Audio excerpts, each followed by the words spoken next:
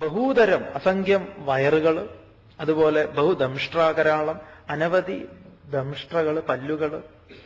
തേ മഹദ് രൂപം ദൃഷ്ടുവ, അങ്ങയുടെ ഈ മഹത്തായ രൂപം കണ്ടിട്ട് ലോകാഹ ലോകങ്ങൾ പ്രവ്യതിതാഹ ഭയപ്പെട്ടിരിക്കുന്നു. അങ്ങയുടെ ഈ ഉഗ്രമായ രൂപം കണ്ടിട്ട് ഭയപ്പെട്ടിരിക്കുന്നു. അഹം തഥായവ, ഞാനും അപ്രകാരം തന്നെ. കൽക്കട്ടയില് ബംഗാളില് പ്ലേഗ് വന്ന സമയത്ത് വിവേകാനന്ദ സ്വാമികൾ തന്റെ ഈ പ്ലേഗ് രോഗം ബാധിച്ച് കഷ്ടപ്പെടുന്ന ആളുകളിൽ കാണുന്നത് ഇങ്ങനെയൊരു വിശ്വരൂപത്തെയാണ്. പറയുന്നുണ്ട്, കാളിയുടെ നടനം ഞാൻ കണ്ടു എന്ന്. ഉഗ്രമായ രൂപം. വിവേകാനന്ദ സ്വാമികളുടെ ഒരു കവിത തന്നെ ഉണ്ട്. ആ ഉഗ്രമായ രൂപം വന്ന സമയത്ത് ആ അമ്മയായിട്ടാണ് വിവേകാനന്ദ സ്വാമികൾ അതിനെ പറയുന്നത്. അമ്മയെ വരൂ, വന്നിട്ട് ഈ എല്ലാറ്റിനെയും അടിച്ച് പറപ്പിക്കാൻ പറയുന്നുണ്ട്. കം മദർ കം എന്ന് പറഞ്ഞിട്ട് സ്വാമിജിയുടെ ഒരു കവിതയുണ്ട്. അത് ഈ സമയത്താണ് സ്വാമിജി എഴുതിയിട്ടുള്ളത്. ഈ പ്ലേഗ് രോഗം വന്ന് കഷ്ടപ്പെടുന്ന ജനതയിൽ ആ ഉഗ്രമാർന്ന രൂപത്തെ കാണാൻ. എന്തുണ്ടോ ഇവിടെ ഭയരഹിത നമ്മെ ഭയപ്പെടുത്താൻ പോകുന്ന കാഴ്ചകളൊക്കെ വിശ്വരൂപമായി കാണാൻ ഉള്ള ഒരു സംസ്കാരവും കൂടെ നമ്മളെ പഠിപ്പിക്കുക. വളരെ പ്രധാനമാണത്. നമുക്ക് ചിലപ്പോൾ കാണേണ്ടി വരും അങ്ങനെയുള്ള എന്തെങ്കിലുമൊക്കെ. ഒരുപാട് ഈ അടുത്ത ദിവസം ഒരാളൊരു ഒരു സംഗതി ഇങ്ങനെ കാണിച്ചു. ഏതോ ഒരു രാജ്യത്ത് ഒരു ഇംഗ്ലീഷ് പത്രപ്രവർത്തകനെ കൊണ്ടുപോയിട്ട് ബലമായിട്ട് പിടിച്ചു കൊണ്ടുപോയിട്ട് കഴുത്തറക്കുന്ന ഇല്ലേ, വലിയൊരു വിവാദമായിട്ടുള്ള ഒന്ന്. ഇങ്ങനെയുള്ളതൊക്കെ ചിലത് ടി വിയിൽ നിങ്ങൾ കണ്ടിട്ടുണ്ടോ? പത്മനാഭസ്വാമി കുളത്തിൽ ഒരാളെ പിടിച്ച് ഇങ്ങനെ കൊല്ലുന്നത്, അതിങ്ങനെ പൊക്കളങ്ങനെ ബ്ലൂ ആവുന്നത് വരെ അവരിങ്ങനെ എടുത്തുകൊണ്ടിരിക്കുന്നുണ്ടായിരുന്നു. അദ്ദേഹത്തിനെ സംബന്ധിച്ച് അപ്പം അത് നമുക്ക് കാണേണ്ടി വരും ചിലപ്പം. വല്ലാത്തൊരു കാഴ്ച കേട്ടോ, എടാ ഒന്നുകൂടെ വെക്കുക, അത് ഉണ്ടോ നോക്കട്ടെ. വല്ലാതെ കണ്ടുകൂടാത് ഇല്ലേ? സിനിമയിലും അതും ഇതൊക്കെ ചിലതൊക്കെ കാണും. നമുക്കൊരു കണ്ണും മുഖവും ഒക്കെ ചുളിയും, എന്നാലും നമ്മളത് കാണും. നമുക്ക് ഒന്നുകൂടെ റീവൈൻഡ് ചെയ്ത് കാണാൻ ഒരു ഇഷ്ടമാണ്. അപ്പൊ ലോകത്തിൽ പല നടുക്കുന്ന കാഴ്ചകളും എല്ലാം ഞാൻ കാണുന്നു. ഭയപ്പെട്ടുകൊണ്ട് ലോകം ഇളകുന്നു അങ്ങയെ കാണുന്ന സമയത്ത്. ഇത് വിശ്വരൂപം എന്ന് പറഞ്ഞാൽ വിശ്വത്തെ പൂർണ്ണമായി കാണണം. വിശ്വത്തെ പൂർണ്ണമായി കാണുന്ന സമയത്ത് ഇതൊന്നും ഒഴിവാക്കാൻ പറ്റില്ല. ആണ് വിശ്വരൂപ ദർശനത്തിന്റെ മഹത്വം. വിശ്വരൂപം എന്ന് പറഞ്ഞാൽ നമ്മൾ വിചാരിക്കും നല്ല സോഫ്റ്റ് ആയിട്ടുള്ള ഒരു രൂപമാണ്, വളരെ ആനന്ദം തരുന്ന ഒരു രൂപം അല്ല. ഇതും അതിന്റെ കൂട്ടത്തിലുള്ളതാ. ഇതതിന്റെ കൂട്ടത്തിലുള്ളതാ. ചിലപ്പോൾ ചില ആക്സിഡന്റുകൾ കാണാൻ നിങ്ങൾ സംഭവിച്ചേക്കാം. ചിലപ്പോൾ നമ്മൾ ബസ്സിൽ പോകുന്ന സമയമായിരിക്കാം, വേറൊരു ബസ്സുമായിട്ടുള്ള ഇട്ടി, അല്ലെങ്കിൽ അങ്ങനെ ഇതൊക്കെ കാണേണ്ടി വരും എന്നറിയോ. അപ്പം ഓർത്തുകൊള്ള, വിശ്വരൂപം ഓർത്തുകൊള്ള. ഇനി അതിനെക്കുറിച്ച് പറയാൻ പോവാ. ഓരോന്നിങ്ങനെ ആ പല്ലിന്റെ ചക്രത്തിന്റെ ഇടയിൽ പെട്ട് പൊട്ടുന്നതൊക്കെ പറയുന്നുണ്ട്. നോക്കാം. നഭസ്പൃശം ദീപ്തമനേകവർണം വ്യാതാനനം ദീപ്ത വിശാലനേത്രം ദൃഷ്ട്വാ ഹി ത്വാം പ്രവ്യഥിതാന്തരാത്മാ ധൃതിം ന വിന്ദാമി ശമം ച വിഷ്ണോ. നഭസ്പൃശം ദീപ്തം അനേകവർണം വ്യാത്താനനം ദീപ്തം വിശാലനേത്രം ദൃഷ്ട്വാ ഹി ത്വാം പ്രവ്യതിതാന്തരാത്മാ ധൃതിം ന വിന്ദാമി ശമം ച ഹേ വിഷ്ണോഹോ. ഹേ വിഷ്ണോഹോ, അല്ലയോ വിശ്വവ്യാപിൻ. വിഷ്ണു എന്ന് വിളിക്കുമ്പോൾ ദേവേഷ്ടി വ്യാപനോതി ഇതി വിഷ്ണു, വിശ്വം മുഴുവൻ നിറഞ്ഞു നിൽക്കുന്ന അല്ലയോ ഭഗവാനെ. ഹി, എന്തുകൊണ്ടെന്നാൽ നഭസ്പൃശം, ആകാശത്തെ സ്പൃശം തൊടുന്നവനായി, സ്പർശിക്കുന്നവനായി, ദീപ്തം അതുപോലെ തന്നെ ജ്വലിക്കുന്നവനായി, അനേക വർണ്ണം പല വർണ്ണങ്ങളോടുകൂടിയിട്ടുള്ള വ്യാത്താനനം. വ്യാത്താനനം എന്ന് പറഞ്ഞാൽ തുറന്ന വായയോടുകൂടിയിട്ടുള്ള, ദീപ്ത വിശാലനേത്രം പ്രകാശിക്കുന്ന വലിയ കണ്ണുകളോടുകൂടിയിട്ടുള്ള, ത്വാം ദൃഷ്ട്വ അങ്ങയെ കണ്ടിട്ട്, പ്രവ്യഥിതാത്മാ ഭയവും ഒപ്പം മനസ്സിന്റെ ഒരു ഇളക്കവും, ധൃതിം ധൈര്യത്തെയും, ശമം ച സമാധാനത്തെയും ന വിന്ദാമി കിട്ടുന്നില്ല എനിക്ക് എന്ന് പറയാം. എന്റെ ധൈര്യവും എന്റെ സമാധാനവും ഒക്കെ ഇതാ ഭഗവാനെ, അതിനൊക്കെ കോട്ടം വന്നു തുടങ്ങി എന്ന് പറയാം. നമുക്ക് ഇങ്ങനെയുള്ള കാഴ്ചകൾ സംഭവിക്കുമ്പോൾ ഒന്ന് നമ്മൾ ഇളകിപ്പോകും എന്ന് പറയും. ആകെ ഒന്ന് ഉലഞ്ഞു പോകും, ഉലച്ചു കളയും നമ്മളെ. ഇതാ അടുത്ത ഗംഭീരമായിട്ടുള്ള കാഴ്ച. ദംഷ്ട്രാകരാളാനി ച തേ മുഖാനി ദൃഷ്ട്വൈവ കാലാനലസന്നിഭാനി ദിശോ ന ജാനേ ന ലഭേ ച ശർമ്മാ പ്രസീദ ദേവേശ ജഗന്നിവാസ. ഇവിടെയൊക്കെ അർജുനന്റെ ആ കവിഭാവന, വിശ്വരൂപത്തിൽ അങ്ങനെ ഒരു ഗുണമുണ്ട്. ആ അർജുനന്റെ കവിഭാവന അങ്ങോട്ട് ഉണരുകയാണ്. അതിന് എത്രത്തോളം ഉന്നതിയെ പ്രാപിക്കാമോ അത്രയും ഔന്നിത്യമാർന്ന ഭാവത്തെ പ്രാപിച്ചുകൊണ്ട് വലിയൊരു കവിയെ പോലെയാണ് അർജുനൻ എന്താ പറയുക ഭഗവാനെ വർണ്ണിക്കുന്നത്. പറയണു, ദംഷ്ട്രാ കരാളാനി ച തേ മുഖാനി ദൃഷ്ട്വാ ഏവ കാലാനല സന്നിഭാനി ദിശഃ ന ജാനേ ന ലഭേ ച ശർമ്മ പ്രസീദ ഹേ ദേവേശ ഹേ ജഗന്നിവാസ. തേ കാലാനല സന്നിഭാനി, അങ്ങയുടെ പ്രളയാഗ്നി സമാനങ്ങളായിട്ടുള്ള ദംഷ്ട്രാ കരാളാനിച്ച, ദംഷ്ട്രകൾ കൊണ്ട് ഭയങ്കരങ്ങളായിട്ടുള്ള, അതായത് ഭഗവാന്റെ ദംഷ്ട്രകൾ എന്ന് പറയുമ്പം പ്രളയവും കാലവും പ്രളയവും അഗ്നി സമാനമായിട്ടുള്ള ആ ദംഷ്ട്രകളെ കൊണ്ട് അങ്ങയുടെ മുഖങ്ങളെ ദൃഷ്ട്വാ ഏവ കണ്ടിട്ട് തന്നെ ദിശഃ ന ജാനെ, എനിക്ക് ദിക്കൊന്നും മനസ്സിലാവുന്നില്ല എന്ന് പറയാം. ദിക്ക് മനസ്സിലാവുന്നില്ല. ചില സമയത്ത് നമുക്ക് ചില കാഴ്ചകൾ കണ്ടു കഴിഞ്ഞാൽ നമുക്കൊന്നും മനസ്സിലാവില്ല. ന ജാനെ ശർമ്മ ന ലഭേച്ച. ശർമ്മ എന്ന് പറഞ്ഞാൽ നമ്മുടെ ശർമ്മയല്ല, ശർമ്മ ഇവിടെ സുഖം എന്നാണ്. ശർമ്മ എന്ന് പറഞ്ഞാൽ സുഖം. അപ്പൊ ശർമ്മ ന ലഭേച്ച, എനിക്ക് സുഖത്തെ പ്രാപിക്കുന്നില്ല ഞാൻ. ഹേ ദേവേശ, അല്ലയോ ദേവാദിദേവ, ഹേ ജഗന്നിവാസ, ജഗത്തിന്റെ പരമമായ ആശ്രയമായ ഭഗവാനെ പ്രസീത, എന്നെ ഒന്ന് പ്രസാദിച്ചാലും, എന്നെ ഈ അവസ്ഥയിൽ നിന്ന് ഒന്ന് മാറ്റിയാലും. അടുത്ത അർജുനൻ ഈ എന്താണ് താൻ കണ്ട് ഭയചകിതനായത്, ഏത് കാഴ്ചയാണ് തന്നെ ഏറ്റവും കൂടുതൽ ഭയപ്പെടുത്തിയത്, അത് 2 ശ്ലോകങ്ങളെ കൊണ്ട് അർജുനൻ പറയുന്നു. അമീച ത്വാം ധൃതരാഷ്ട്രസ്യ പുത്രാഃ സർവേ സഹൈവാവനിപാലസംഘൈഃ ഭീഷ്മോ ദ്രോണ സൂതപുത്രസ്തഥാസൗ സഹാസ്മദീയൈരപി യോധമുഖ്യൈഃ വക്ത്രാണി തേ ത്വരമാണാ വിശന്തി ദംഷ്ട്രാകരാളാനി ഭയാനകാനി കേചിത് വിലഗ്നാ ദശനാന്തരേഷു സംദൃശ്യന്തെ ചൂർണിതൈരുത്തമാംഗൈഃ. അമീച ത്വാം ധൃതരാഷ്ട്രസ്യ പുത്രാഃ സർവേ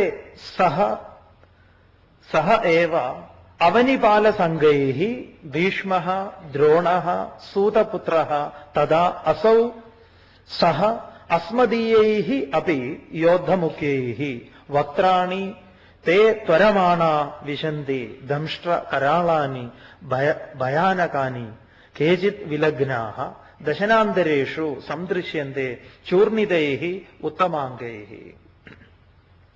അവനിപാലസംഘൈഃ സഹ ഏവ, അവനിയെ പരിപാലിക്കുന്ന, ഭൂമിയെ പരിപാലിക്കുന്ന രാജസമൂഹങ്ങളോട് സഹയേവ കൂടി തന്നെ, അമീ ധൃതരാഷ്ട്രസ്യ, ഈ ധൃതരാഷ്ട്രന്റെ പുത്രന്മാരും, ഭീഷ്മ അതിൽ ഭീഷ്മരും, ദ്രോണരും, അസൗ സൂതപുത്ര ഈ കർണനും, അവിടെ സൂതപുത്രനും ഈ കർണനും, തഥാ അപ്രകാരം അസ്മദീയൈഹി, അസ്മാദികൾ നമ്മളും, ഞാനും, നമ്മുടെ കൂട്ടുകാരും. അസ്മാദികൾ എന്ന് ഒരു പ്രയോഗം ഉണ്ടല്ലോ. ആരാ ഇതൊക്കെ? ഒക്കെ നമ്മുടെ അസ്മാദികൾ തന്നെ, അല്ലാതെ പിന്നെ ആരാ? പലർക്കും അറിയില്ല ഈ അസ്മാദികൾ എന്ന് പറഞ്ഞാൽ എന്താണ്. അസ്മാദികൾ എന്ന് പറഞ്ഞാൽ നമ്മെ സംബന്ധിക്കുന്നവർ എന്ന് പറഞ്ഞാൽ കുടുംബക്കാര് തന്നെ അസ്മാദികൾ. നല്ല പ്രയോഗമാണ് അസ്മാദികൾ എന്നുള്ളത്. അപ്പം അസ്മദീയൈഹി, നമ്മുടേതായ യോദ്ധമുഖ്യൈഹി സഹ, യുദ്ധം ചെയ്യാൻ തൽപരരായിട്ട് എത്തിയിട്ടുള്ള ആ യോദ്ധാക്കളും എല്ലാവരും തന്നെ പറയുന്നു, സർവേ അപി എല്ലാവരും തേ അങ്ങയുടെ ദംഷ്ട്രാകരാളാണി ദംഷ്ട്രകൾ കൊണ്ട് ഭയങ്കരങ്ങളായി ഭയാനകാനി ഭീഷണങ്ങളായിട്ടുള്ള വക്ത്രാണി അങ്ങയുടെ വായ്ക്കകത്തേക്ക് ത്വരമാണാഹ വിശന്തി വെമ്പലോടുകൂടി ഞാൻ മുൻപില് എന്ന് പറഞ്ഞുകൊണ്ടിതാ പോയിക്കൊണ്ടിരിക്കുന്നു. അർജുനൻ കാണുന്നത് വലിയൊരു ക്യൂ ആണ്. എവിടേക്കാണ് ഈ ക്യൂ പോകുന്നത് എന്ന് ചോദിച്ചു കഴിഞ്ഞാൽ ഭഗവാന്റെ വായ്ക്കകത്തേക്ക്. നല്ലൊരു കാഴ്ചയാണ്. ഈ വിശ്വം മുഴുവൻ ആ മരണമാകുന്ന വക്ത്രത്തിനകത്തേക്ക് പോകുന്നത് വലിയ ക്യൂ ആണ്. ആ ക്യൂവിൽ കേട്ടിട്ടുണ്ടോ, ഒരിക്കൽ എന്തോ സുനാമി വന്ന സമയത്ത് ഗവൺമെന്റ് പറഞ്ഞു സൗജന്യ റേഷൻ എന്ന് പറഞ്ഞു. റേഷൻ കടയിൽ റേഷനും 10 കിലോ അരി, 5 കിലോ പഞ്ചസാര, പിന്നെ എന്തോ മണ്ണെണ്ണ, അങ്ങനെ എന്തൊക്കെയോ കൊടുക്കാന്ന് പറഞ്ഞു. രാവിലെ നോക്കുമ്പോൾ വൻ ക്യൂ. അപ്പൊ ആ ക്യൂ തെറ്റിച്ചുകൊണ്ട് ഒരാൾ മുൻപിലേക്ക് കയറാൻ ശ്രമിക്കുമ്പോൾ അയാളെ പിടിച്ചിട്ട് ഇടിക്കുന്നു. വിടുന്നില്ല എന്ന് പറഞ്ഞു. അയാൾ ഏറിയ ശ്രമം നടത്തുന്നു, പക്ഷെ പരാജയപ്പെടുന്നു. അവസാനം അദ്ദേഹം പറഞ്ഞു, ഇങ്ങനെയാണെങ്കിൽ ഞാൻ കട തുറക്കില്ല എന്ന് പറയാൻ. കാരണം കട തുറക്കേണ്ട ആളാണ്, അയാളാണ് മുൻപിലേക്ക് പോകുന്നത്. ഇപ്പൊ വലിയ ക്യൂ ആണ്. സൗജന്യ റേഷൻ കൊടുക്കുമ്പോൾ എങ്ങനെയാണോ ക്യൂ ഉണ്ടാവുന്നത് അതുപോലെ ഞാൻ കാണുന്നു. ആരൊക്കെയാണ്? ധൃതരാഷ്ട്രരുണ്ട്, ഭീഷ്മരുണ്ട്, ദ്രോണരുണ്ട്, കർണനുണ്ട്, ഞങ്ങളും ഉണ്ട് ഭഗവാനെ ആ ക്യൂവില്. ആ കാലമാകുന്ന മുഖത്തില് അവിടേക്കിതാ ഇവരെല്ലാം അങ്ങയുടെ വായയിലേക്ക് ത്വരമാണാഹ വെമ്പലോടുകൂടിയിട്ട് വിശന്തി കടക്കുന്നു. ഇതില് കേജിത് ചിലർ ചൂർണിതൈഹി ഉത്തമാംഗൈഹി. ചൂർണിതൈഹി, ചൂർണം എന്ന് പറഞ്ഞാൽ പൊടി എന്നാണ്. പൊടിഞ്ഞ ഉത്തമമായിട്ടുള്ള അംഗം, ഉത്തമാംഗം എന്ന് പറഞ്ഞാൽ തല, പൊടിഞ്ഞ തലയോടുകൂടിയിട്ട് ദശനാന്തരേഷു അങ്ങയുടെ പല്ലിന്റെ ഇടയിൽ. വല്ലാത്തൊരു കാഴ്ച. അതിനൊക്കെ എങ്ങനെ വേണമെങ്കിലും വ്യാഖ്യാനിക്കാം. ചിലരൊക്കെ ഭഗവാന്റെ അതിൽ പെടുന്നത് എങ്ങനെയാണെന്നറിയോ, റെയിൽവേ ട്രാക്കിലൊക്കെ പെടുന്നില്ലേ, ചില ബസ്സിന്റെ അടിയിലൊക്കെ പെട്ട തല പൊട്ടിത്തെറിക്കാറില്ലേ. വല്ലാത്തൊരു ഇതാണ്. തല ടയറിന്റെ അടിയിൽ പെട്ട് കഴിഞ്ഞാൽ വല്ലാത്തൊരു അമിട്ട് പൊട്ടുന്ന പോലെ പൊട്ടും അത്, ആ തലച്ചോറ് പൊട്ടുന്നത്. അതൊക്കെ വല്ലാത്തൊരു എന്താ. അത് ശരിക്കും പറഞ്ഞാൽ ഇതാ ഇവിടെ പറയുന്നു. ചിലർ കേജിത് എന്ന് തന്നെയാണ്. കേജിത് ചൂർണിതേഹി ഉത്തമാംഗേഹി, പൊടിഞ്ഞ തലകളോടെ ദശനാന്തരേഷു അങ്ങയുടെ പല്ലിന്റെ ഇടയിൽ. മാംസമൊക്കെ കഴിച്ചു കഴിഞ്ഞാൽ ഇടയിൽ പെടുമല്ലോ, അതുപോലെ വിലഗ്നാഹ പറ്റിയവരായി കുടുങ്ങിയവരായിട്ട് സന്ദൃശ്യന്തേ ഞാൻ കാണുന്നു. ഏത് കാഴ്ചയും നിങ്ങൾക്ക് വിശ്വരൂപമായിട്ട് ഇതാ തരുന്നു മുൻപിൽ. ആലോചിച്ചോളുക. ഇതൊക്കെ കണ്ടിട്ടല്ലടോ ഭഗവാൻ ഇല്ല എന്ന് പറയുന്നത്. നമ്മളൊക്കെ കുട്ടിക്കാലത്ത് ഇങ്ങനെയുള്ള ഓരോന്നൊക്കെ നടക്കുമ്പോൾ എന്ത് ഈശ്വരൻ, ഏത് ഈശ്വരൻ എന്ന് ചോദിച്ചിരുന്നു. ഇതാ വിശ്വരൂപം പഠിപ്പിച്ചു കൊടുക്കുക. മോനെ ഇത് കാണലാണ് ഈശ്വരനെ കാണല് എന്ന് പറയും. എന്ന് പറഞ്ഞാൽ റോഡിൽ ആക്സിഡന്റ് ഉണ്ടാവുന്നത്, ഒരു തല പൊട്ടുന്നത് കാണാൻ ഉള്ള കൗതുകത്തോടുകൂടി കാത്തു നിൽക്കലല്ല. കാണേണ്ടി വരും, പല കാഴ്ചകളും കാണേണ്ടി വരും. ആ കാണുന്ന സമയത്ത് കാഴ്ചകളൊന്നും തന്നെ നമ്മുടെ മനസ്സിൽ ഒരു പ്രകാരത്തിലുള്ള പോറലുകളും ഏൽപ്പിക്കാതിരിക്കാൻ ഈ വിശ്വരൂപം നമ്മെ ഏറ്റവും കരുത്തുറ്റതാക്കി തീർക്കും. ലോകത്തിൽ എന്തൊക്കെ നിങ്ങൾക്ക് കാണാമോ അതിലേറ്റവും കാഴ്ചയിൽ അതിദാരുണമായ കാഴ്ചയാണ് ഒരുവന്റെ തല, ഉത്തമമായ അംഗം എന്തിൻ്റെയെങ്കിലും ഇടയിൽ പോയി പെട്ട് പൊട്ടിച്ചാമ്പലാകുന്നത്. അത് കാണേണ്ടി വരുന്നു എന്റെ നേത്രങ്ങളെങ്കിൽ ഈ എന്താ പറയുക, വിശ്വരൂപം ഓർത്തു കഴിഞ്ഞാൽ ക്ലീൻ ഒരല്പം പോലും നമ്മിലത് പോറലേൽപ്പിക്കില്ല. കാരണം അങ്ങയുടെ ഈ പ്രപഞ്ചത്തിൽ അങ്ങാണ് കാര്യങ്ങൾ നിശ്ചയിക്കുന്നത്. അതുകൊണ്ട് അവിടെ നമ്മൾ വെറുതെ ഓ എന്നൊന്നും പറഞ്ഞിട്ട്, അതേ സമയത്ത് ആരെങ്കിലും തൂങ്ങി മരിച്ചത് പോയി കാണാൻ പോണമെന്നല്ല. അങ്ങനെയുണ്ട് ചിലര്, അങ്ങനെ ആരെങ്കിലും എവിടെയെങ്കിലുമൊക്കെ തൂങ്ങി മരിച്ചു കഴിഞ്ഞാൽ കുട്ടികളെയായിട്ട് പോകും കാണാൻ. അതെ, കുട്ടികളെയൊക്കെ എടുത്തോണ്ടാ ഓടുക. അയ്യോ ഒന്ന് പോയി ഞാൻ കാണട്ടെ എന്ന് പറഞ്ഞിട്ട്. അങ്ങനത്തെ കാഴ്ചയൊന്നും കാണാൻ പോണ്ട വെറുതെ. അതുകൊണ്ട് എപ്പോഴെങ്കിലും എന്തെങ്കിലുമൊക്കെ കാണേണ്ടി വന്നിട്ടുണ്ട് എങ്കിൽ നിങ്ങളുടെ മനസ്സിൽ വലിയ ആശ്വാസം നൽകുന്നതാണ്. ഇനി എന്തൊക്കെയാ കാണേണ്ടി വരിക എന്നറിയില്ലല്ലോ, അപ്പോഴും ഓർത്തുകൊള്ളുക. ചില പല ദാരുണമായിട്ടുള്ള സംഭവങ്ങൾ ലോകത്തിന്റെ പല ഭാഗങ്ങളിൽ നടന്നുകൊണ്ടിരിക്കുക. ആ സമയത്തൊക്കെ നമുക്ക് ടി വിയിൽ നിന്നും മറ്റും ഇങ്ങനെയുള്ള അല്ലേ WTC തകരുന്ന സമയത്ത്, വേൾഡ് ട്രേഡ് സെന്റർ തകരുന്ന സമയത്ത് ഈ 11-ാം അധ്യായം വിശ്വരൂപം നല്ലതാ. ഈ ഒരു കാഴ്ച പലതും സംഭവിക്കുന്നവർ ലോകത്തിൽ എന്തൊക്കെ സംഭവിക്കാമോ അതെല്ലാം തന്നെ. അതിനെ ന്യായീകരിക്കലല്ല നിങ്ങൾ, അതിന്റെ സംഭവത്തിന്റെ കാരണത്തെ അന്വേഷിക്കലൊന്നുമല്ല. ആ കാഴ്ച, അങ്ങനെ ഒരു കാഴ്ചയ്ക്ക് നാം സാക്ഷ്യം വഹിക്കുന്നുവെങ്കിൽ നമ്മുടെ സാക്ഷ്യത്തിന് നിദാനമായിട്ട് നാം ആശ്രയിക്കേണ്ടുന്നത് എന്തിനെയാണ്?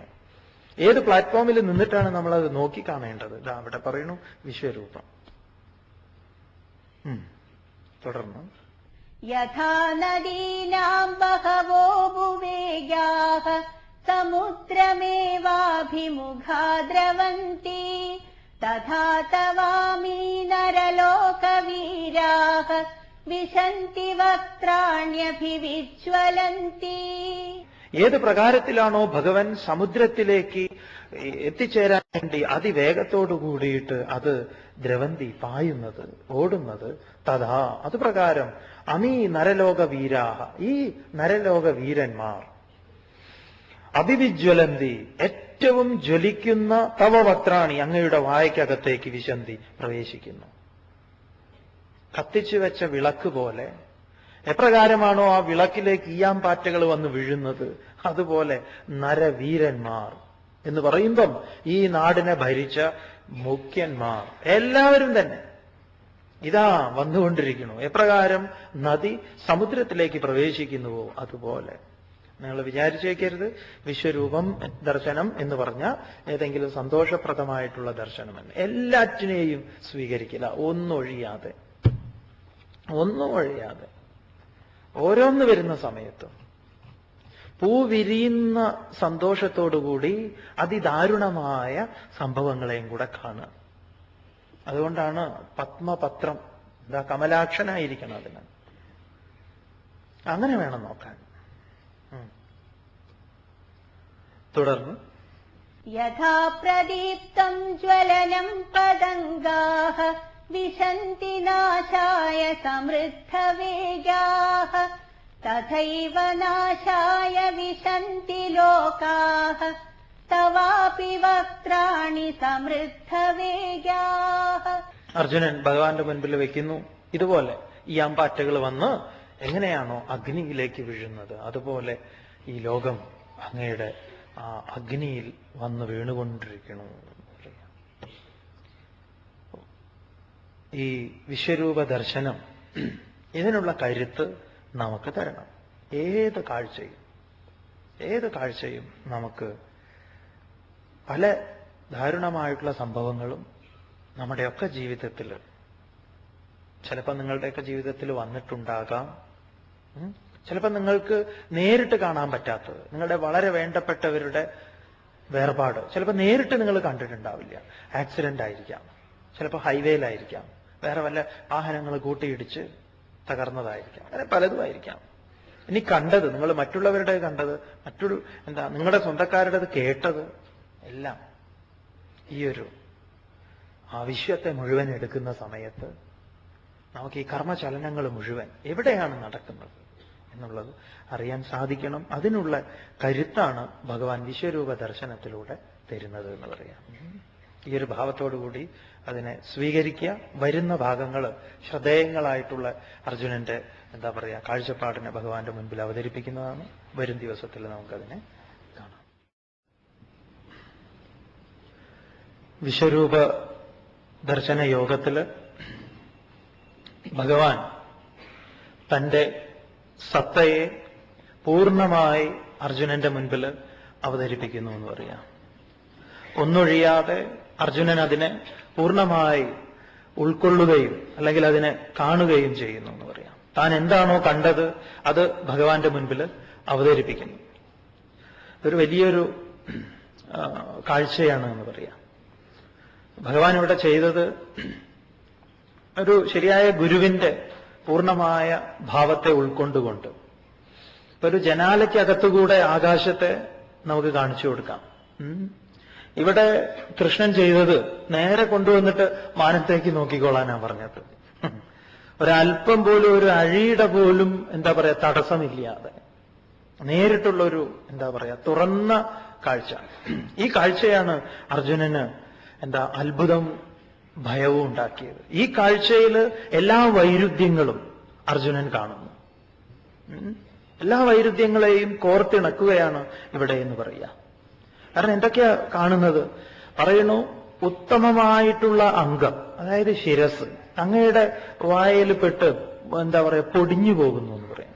എന്നിട്ട് പല്ലിന്റെ ഇടയിൽ ഇങ്ങനെ പറ്റിപ്പിടിച്ച് കിടക്കുന്നതൊക്കെ അർജുനൻ കാണുന്ന സമയത്ത് ഈ വിശ്വരൂപ ദർശനം നമ്മൾ എങ്ങനെ വേണം ഉൾക്കൊള്ളാൻ?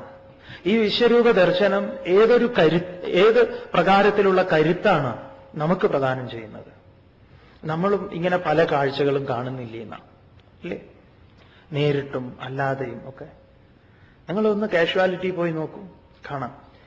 കൈ ഒടിഞ്ഞതും കാല് പോയതും തല പോയതും എല്ലാ കേസും. അതുകൊണ്ട് ഭഗവത്ഗീത സമ്പൂർണ്ണ മനഃശാസ്ത്രമാണ്. അത് മനസ്സിനെ ഇത്രയും നമുക്ക് തോന്നുന്നത് ഈ വിശ്വരൂപം MBBS ഡോക്ടർ ഭാഗം പഠിക്കുന്ന ഓരോരുത്തർക്കും പഠിപ്പിച്ചു കൊടുക്കേണ്ടതാണ്. ഈ അടുത്ത ദിവസം ഒരാൾ ഇവിടുന്ന് യജ്ഞം കേട്ട ഒരാൾ കഴിഞ്ഞ ദിവസം പറയുമായിരുന്നു, സ്വാമിക്ക് ഇതിനെക്കുറിച്ച് കൂടുതൽ അറിയില്ല, ഏതായാലും നിങ്ങൾക്ക് ഇതിനെക്കുറിച്ച് കൂടുതൽ അറിയോ എന്നറിയില്ല. ഇപ്പം MBBS പഠിക്കുന്ന കുട്ടികൾ പുറത്തു വരുന്ന സമയത്ത് അവർക്ക് ഏതൊരാൾക്കും ഒരു മിനിമം 10 ഡെലിവറി കേസെങ്കിലും അറ്റൻഡ് ചെയ്തിരിക്കണം എന്നുണ്ട്. അത് അറിയുന്നവരുണ്ടാവുമല്ലോ ഇവിടെ. പക്ഷെ എന്തുകൊണ്ടോ അതിൽ ഭൂരിഭാഗം ആളുകളും അത് എന്താ പറയുക മെല്ലെ അതിൽ നിന്ന് അത് സ്കിപ്പ് ചെയ്യാൻ അവർ പ്രേരിപ്പിക്കപ്പെടുന്നു, അല്ലെങ്കിൽ നിർബന്ധിതരാകുന്നു. അവർക്ക് അത് കാണാനുള്ളൊരു കരുത്തില്ലായ്മയോ എന്തോ ആയിട്ട് പറയും. ഇവിടെ സ്വാമിയായിട്ട് ഷെയർ ചെയ്തിട്ടുള്ള ഒരു കാര്യമാണ്. അവർ തന്നെയാണ് ഈ കാര്യത്തെ നമ്മുടെ മുൻപിൽ വെച്ചത്. ഇത് ആവശ്യമാണ്. ആദ്യമായിട്ട് തിയേറ്ററിൽ കയറി ബ്ലഡ് കാണുമ്പം തലകറങ്ങി വീഴുന്നവരുണ്ട്. അപ്പൊ ഈ കാഴ്ചകൾ നമ്മുടെ മനസ്സിൽ ആഴങ്ങളിൽ മുറിവേൽപ്പിക്കുന്നുണ്ട്. ഈ മുറിവുകൾ നമ്മുടെ കർമ്മപഥത്തിൽ, നമ്മുടെ പ്രവൃത്തി, നമ്മുടെ കർമ്മഭൂമികയിൽ കർമ്മത്തിന്റെ പൂർണ്ണതയില്ലാതെ പോകുന്നുണ്ട്. അപ്പൊ ഇത്രയും കരുത്ത് തരുന്ന ഒരധ്യായം വിശ്വരൂപം എന്ന് പറഞ്ഞാൽ അതിന്റെ കരുത്താണ് ഇവിടെ. പെരുമൺ ദുരന്തം ടിവിയിൽ കാണുന്ന സമയത്തും അതുപോലെ കലാപങ്ങൾ നടക്കുന്ന സമയത്തും ഇവിടെ ഇന്നലെ ഒരാൾ ഷെയർ ചെയ്യായിരുന്നു.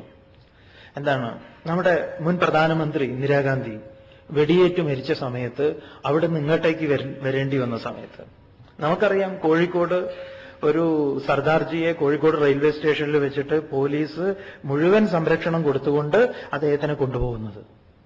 കാരണം സിഖ് ജനത അനുഭവിച്ച, അവർക്ക് നേരെ ഡൽഹിയിലും അതുപോലെ മറ്റ് സ്ഥലങ്ങളിലും അവരെ കശാപ്പ് ചെയ്തത്. ഇത് കാണേണ്ടി വന്ന സമയത്ത് ഒരു ക്ലാസ് റൂമിലിട്ട് അധ്യാപകന്റെ കഴുത്ത് വെട്ടിയ സമയത്ത് കുട്ടികൾക്കേറ്റ മുറിവുണ്ടല്ലോ, അതിന്റെ കൗൺസിലിംഗ് ഇപ്പോഴും നടന്നുകൊണ്ടിരിക്കുക. എപ്പോഴാണ് നമുക്ക് ഇതൊക്കെ കാണേണ്ടി വരിക എന്നറിയില്ല. അപ്പൊ വിശ്വരൂപം എന്ന് പറയുമ്പം എല്ലാ വൈരുദ്ധ്യങ്ങളും അതിൽ നിറയും. ഈ വിശ്വത്തിൽ എന്തൊക്കെ കാണാൻ എന്തൊക്കെ സാധ്യതയുണ്ടോ അതിനെ മുഴുവൻ ഇവിടെ അവതരിപ്പിച്ചിരിക്കുന്നു. എല്ലാം ഭഗവാന്റെ ആ വായയിലേക്ക് അങ്ങനെ പോയിക്കൊണ്ടിരിക്കുക, അതിമനോഹരമായിട്ട്, അതിവേഗത്തിൽ. ട്രെയിനിലൊക്കെ യാത്ര ചെയ്യുമ്പോൾ കാണേണ്ടി വരുമല്ലോ അല്ലേ? നോക്കൂ, സാമ്പാറിന്റെ ചെമ്പിൽ വീണ് പിഞ്ചു കുട്ടികൾ, അല്ലെങ്കിൽ വെള്ളം കുളിക്കാനുള്ള വെള്ളത്തിൽ, അല്ലെങ്കിൽ വസ്ത്രം കഴുകാനുള്ള വെള്ളത്തിൽ. ഇപ്പൊ കഴിഞ്ഞ ദിവസം വായിച്ചുവല്ലോ. ഇതൊക്കെ മൃത്യുവിന്റെ മുഖത്തേക്ക്, ഭഗവാന്റെ മരണമാകുന്ന വായക്കകത്തേക്ക് പോകുന്ന ഓരോരോ രീതികളാണ്. ഈ രീതികളൊക്കെ, അല്ലെങ്കിൽ ഇതൊക്കെ കാണുന്ന സമയത്ത്, കേൾക്കുന്ന സമയത്ത് സ്വന്തക്കാരുടെ ആണെങ്കിൽ നമുക്ക് കൂടുതലായി, അല്ലെങ്കിലും നമുക്ക് ഇത് എന്തുണ്ടാവുന്നു, ഒരു വല്ലാത്തൊരു വിഷമം ഉണ്ടാക്കുന്നുണ്ട്. അന്നത്തെ ദിവസം തന്നെ നമ്മളറിയാതെ നമ്മുടെ പ്രവൃത്തിയൊക്കെ എന്താ പറയുക, വേണ്ടത്ര ഒരു പൂർണ്ണതയില്ലാതെ പോകുന്നു എന്ന് പറയാം. ഇതൊരു ഏറ്റവും കരുത്താർന്ന ഒരു അധ്യായമാണ് ഈ വിശ്വരൂപ ദർശനം. നിങ്ങൾ ശ്രദ്ധിക്കുക, മാനത്ത് കണ്ട ഏതോ ഒരു രൂപമല്ല, ഈ വിശ്വത്തെ അതിന്റെ പൂർണ്ണമായ ഭാവത്തോടു കൂടി, സർവ്വവൈരുദ്ധ്യങ്ങളോടും കൂടിയിട്ട് ആ ഭഗവാനെ അതിലങ്ങോട്ട് ദർശിക്കുക എന്ന് പറയാം. കൃഷ്ണൻ തന്റെ ബ്രഹ്മാണ്ഡ സത്തയെ അർജുനന്റെ മുൻപിൽ അവതരിപ്പിക്കുക. അത് ഉൾക്കൊണ്ട സമയത്ത്, അത് കണ്ട സമയത്ത് ഭയം മാത്രമാണ്. നമുക്കുണ്ടാവുമല്ലോ ഈ ഭയത്തെക്കുറിച്ച് ഇന്നലെ സ്വാമി വിസ്തരിച്ചുവല്ലോ. ആ ഒരു ഭയമാണ് അർജുനൻ ഭഗവാന്റെ മുൻപിൽ വയ്ക്കുന്നത്. ഇതിനെ ഒരുമിച്ച് സ്വീകരിക്കാൻ എനിക്ക് വയ്യ ഭഗവാനെ എന്ന് പറയാം. അത് എന്ത് വലിയൊരു കവി മനസ്സ് ഉൾക്കൊണ്ടുകൊണ്ടാണ് അർജുനൻ അതിനെ വളരെ ആലങ്കാരികമായിട്ടാണ് പറയുന്നത്. എങ്ങനെയാണോ നദികള്, അനേക ജലപ്രവാഹങ്ങള് സമുദ്രത്തിലേക്ക് പോകുന്നത്, ആരൊക്കെ? നരലോക വീരാഹ, വീരന്മാർ, ഈ രാജ്യത്തെ മുഴുവൻ ഭൂമിയെയും കിടിലം കൊള്ളിച്ച വലിയ വലിയ രാജാക്കന്മാര്. വീരാഹ എന്ന് പറഞ്ഞാൽ അങ്ങനെയാണ്. ഹിറ്റ്ലറും മുസോളനിയും ഗീൽബസും എന്ന് വേണ്ട ഏത് അതികായകന്മാരൊക്കെ തന്നെ അങ്ങയുടെ വായ്ക്കകത്തേക്ക് പോയിക്കൊണ്ടിരിക്കണം. വലിയൊരു കാഴ്ചയാണ്. ഇതൊക്കെ നേരത്തെ കാലത്തെ കാണുക. എന്നാലോ നമ്മുടെ ആ അഹങ്കാരം ഉണ്ടല്ലോ, അതങ്ങോട്ട് വളരെ അങ്ങോട്ട് കുറയുമെന്ന് പറയാം. തവ വക്രാണി വിശന്തി, അങ്ങയുടെ വായയിലേക്ക് ഇതാ അവരൊക്കെ ഇങ്ങനെ കടക്കുന്നു. ഏതുപോലെ? പതംഗാഹ നാശായ സമൃദ്ധവേഗാഹ പ്രദീപ്തം ജ്വലനം യഥാ വിശന്തി. ഈയാമ്പാറ്റകള് അതിന്റെ നാശത്തിനായിക്കൊണ്ട് എങ്ങനെ അതിന്റെ അഗ്നിയെ കണ്ട് ഇതാ അത് കഴിക്കാനുള്ളതാണെന്ന് നമ്മൾ വിചാരിക്കുന്നു. എന്താഗ്രഹത്തോട് കൂടിയിട്ടാ ഈയാമ്പാറ്റകൾ വന്ന് വീഴണതെന്ന് അറിയില്ല. നമ്മൾ പറയുന്നു അത് കഴിക്കാനുള്ളതാണെന്ന് തോന്നിയിട്ട് അത് വന്ന് വീഴണു. എന്തായാലും അത് വന്ന് വീഴുന്നത് പോലെയാണ് ആളുകൾ ഇതിലേക്ക് പ്രവേശിച്ചുകൊണ്ടിരിക്കുന്നത്. തഥാ ഏവ ലോകാഹ അഭിനാശായ സമൃദ്ധവേഗാഹ തവ വക്രാണി വിശന്തി, അങ്ങയുടെ വായ്ക്കകത്തേക്ക് ഇതാ പ്രവേശിക്കുന്നു. അർജുനൻ തുടരുന്നു ഈ കാഴ്ചയെ വളരെ വിസ്തരിച്ച് താൻ കണ്ടതിനെ ഭഗവാന്റെ മുൻപിൽ അവതരിപ്പിക്കുന്നു എന്ന് പറയാം. നോക്കാം. ലേലിഹ്യസേഗ്രസമാനസ്സമന്താത് ലോകാൻ സമഗ്രാൻ വദനൈർജ്വലദ്ഭിഃ തേജോഭിരാപൂര്യ ജഗത്സമഗ്രം ഭാസസ്തവോഗ്രാ പ്രതപന്തി വിഷ്ണോ. ലേലിഹ്യസേ ഗ്രസമാനഃ സമന്താത് ലോകാൻ സമഗ്രാൻ വദനൈഹി ജ്വലദ്ഭിഃ തേജോഭിരാപൂര്യ ജഗത് സമഗ്രം ഭാസഃ തവ ഉഗ്രാഹ പ്രതപന്തി ഹേ വിഷ്ണോ. പറയണം, ത്വം സമഗ്രാൻ, അങ്ങയുടെ സമഗ്രാൻ ലോകാൻ, സമ്പൂർണമായിട്ടുള്ള ലോകങ്ങളെയും, ജ്വലദ്ഭിഃ വദനൈഹി, ജ്വലിക്കുന്ന അങ്ങയുടെ വായ കൊണ്ടും, സമന്താത്, സമന്താത് എന്ന് പറഞ്ഞാൽ ചുറ്റുപാട്, നാലുപാട്. സമന്താത് ഇതിനു മുൻപ് വന്നിട്ടുള്ള ശബ്ദമാണ് സമന്താത്. നാലുപാടും ഗ്രസമാനഃ, വിഴുങ്ങിക്കൊണ്ട് പറയുന്നു. ലേലിഹ്യസേ, അതിനെ ലേലിഹ്യസേ എന്ന് പറഞ്ഞാൽ രുചിച്ചു നോക്കുന്നു എന്നാണ്. അപ്പം ഈ ഭഗവാന്റെ നാവ് ഈ നാലുപാടും ഇതിനെങ്ങനെ രുചിച്ചു നോക്കിക്കൊണ്ടിരിക്കുക. അത് മൃത്യു, അത് മാറ്റങ്ങൾ ഇങ്ങനെ നടന്നുകൊണ്ടിരിക്കുക. രുചിച്ചു നോക്കുക എന്ന് പറഞ്ഞാൽ മാറ്റത്തിന് വിധേയമായിക്കൊണ്ടിരിക്കുക. അപ്പൊ ലോകം മുഴുവൻ ഹേ വിഷ്ണു, അല്ലയോ ഭഗവാനെ, തവ ഉഗ്രാഹ ഭാസഃ, അങ്ങയുടെ ഉഗ്രങ്ങളായ ഭയങ്കരങ്ങളായ ഭയം ജനിപ്പിക്കുന്ന, ഭയം ജനിപ്പിക്കുക എന്ന് പറഞ്ഞാൽ നമ്മൾ ഈ കുട്ടിച്ചാത്തനെ കണ്ടു പേടിയാവുന്ന ആ ഒരു ഭയമല്ല. ഇതൊരു വേറെ തന്നെ ഒരു ഭയം. ഈ ഒരു തലത്തിലേക്ക് ഉയർന്നു കഴിഞ്ഞാൽ പിന്നെ അതൊരു വേറൊരു അനുഭവമാണത് എന്ന് പറയാം. ഭയം എന്നുള്ള വാക്ക് നമ്മൾ രാത്രി നമുക്ക് പുറത്തിറങ്ങാനുള്ള ഭയമല്ല. അങ്ങയുടെ ആ ഉഗ്രമായിട്ടുള്ള ഭാവത്തെ ജഗത് സമഗ്രം തേജോഭിഹി ആപൂര്യ പ്രതപന്തി. ജഗത് സമഗ്രം, ലോകത്തെ പൂർണ്ണമായി തേജോഭിഹി, തേജസ്സുകൾ കൊണ്ട് ആപൂര്യ നിറച്ചിട്ട് പ്രതപന്തി ചൂട് പിടിപ്പിക്കുന്നു. അങ്ങനെ ഈ വിശ്വത്തെ മുഴുവൻ ചൂട് പിടിപ്പിക്കുന്നു എന്ന് പറയും. ഈ ചൂട് തപിപ്പിക്കുന്നു. അങ്ങയുടെ തപം ഞാൻ ഈ വിശ്വം മുഴുവൻ നാല് ഭാഗവും കാണുന്നു എന്ന് പറയാം. അപ്പോ ഇവിടെ ഈ കാണുന്ന വൈരുദ്ധ്യങ്ങളിലൊക്കെ ഇപ്പം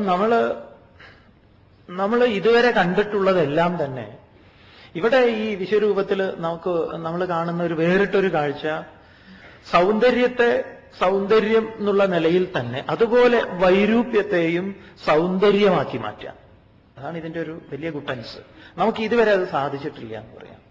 ഒരു വൈരൂപ്യം. അതുകൊണ്ടാണല്ലോ ഭഗവാൻ ചതിയന്മാരുടെ ചൂത് ഞാനാണെന്ന് പറഞ്ഞത്. അപ്പൊ വൈരൂപ്യവും സൗന്ദര്യമാക്കപ്പെടുന്നു ഇവിടെ വിശ്വരൂപ ദർശനത്തിൽ.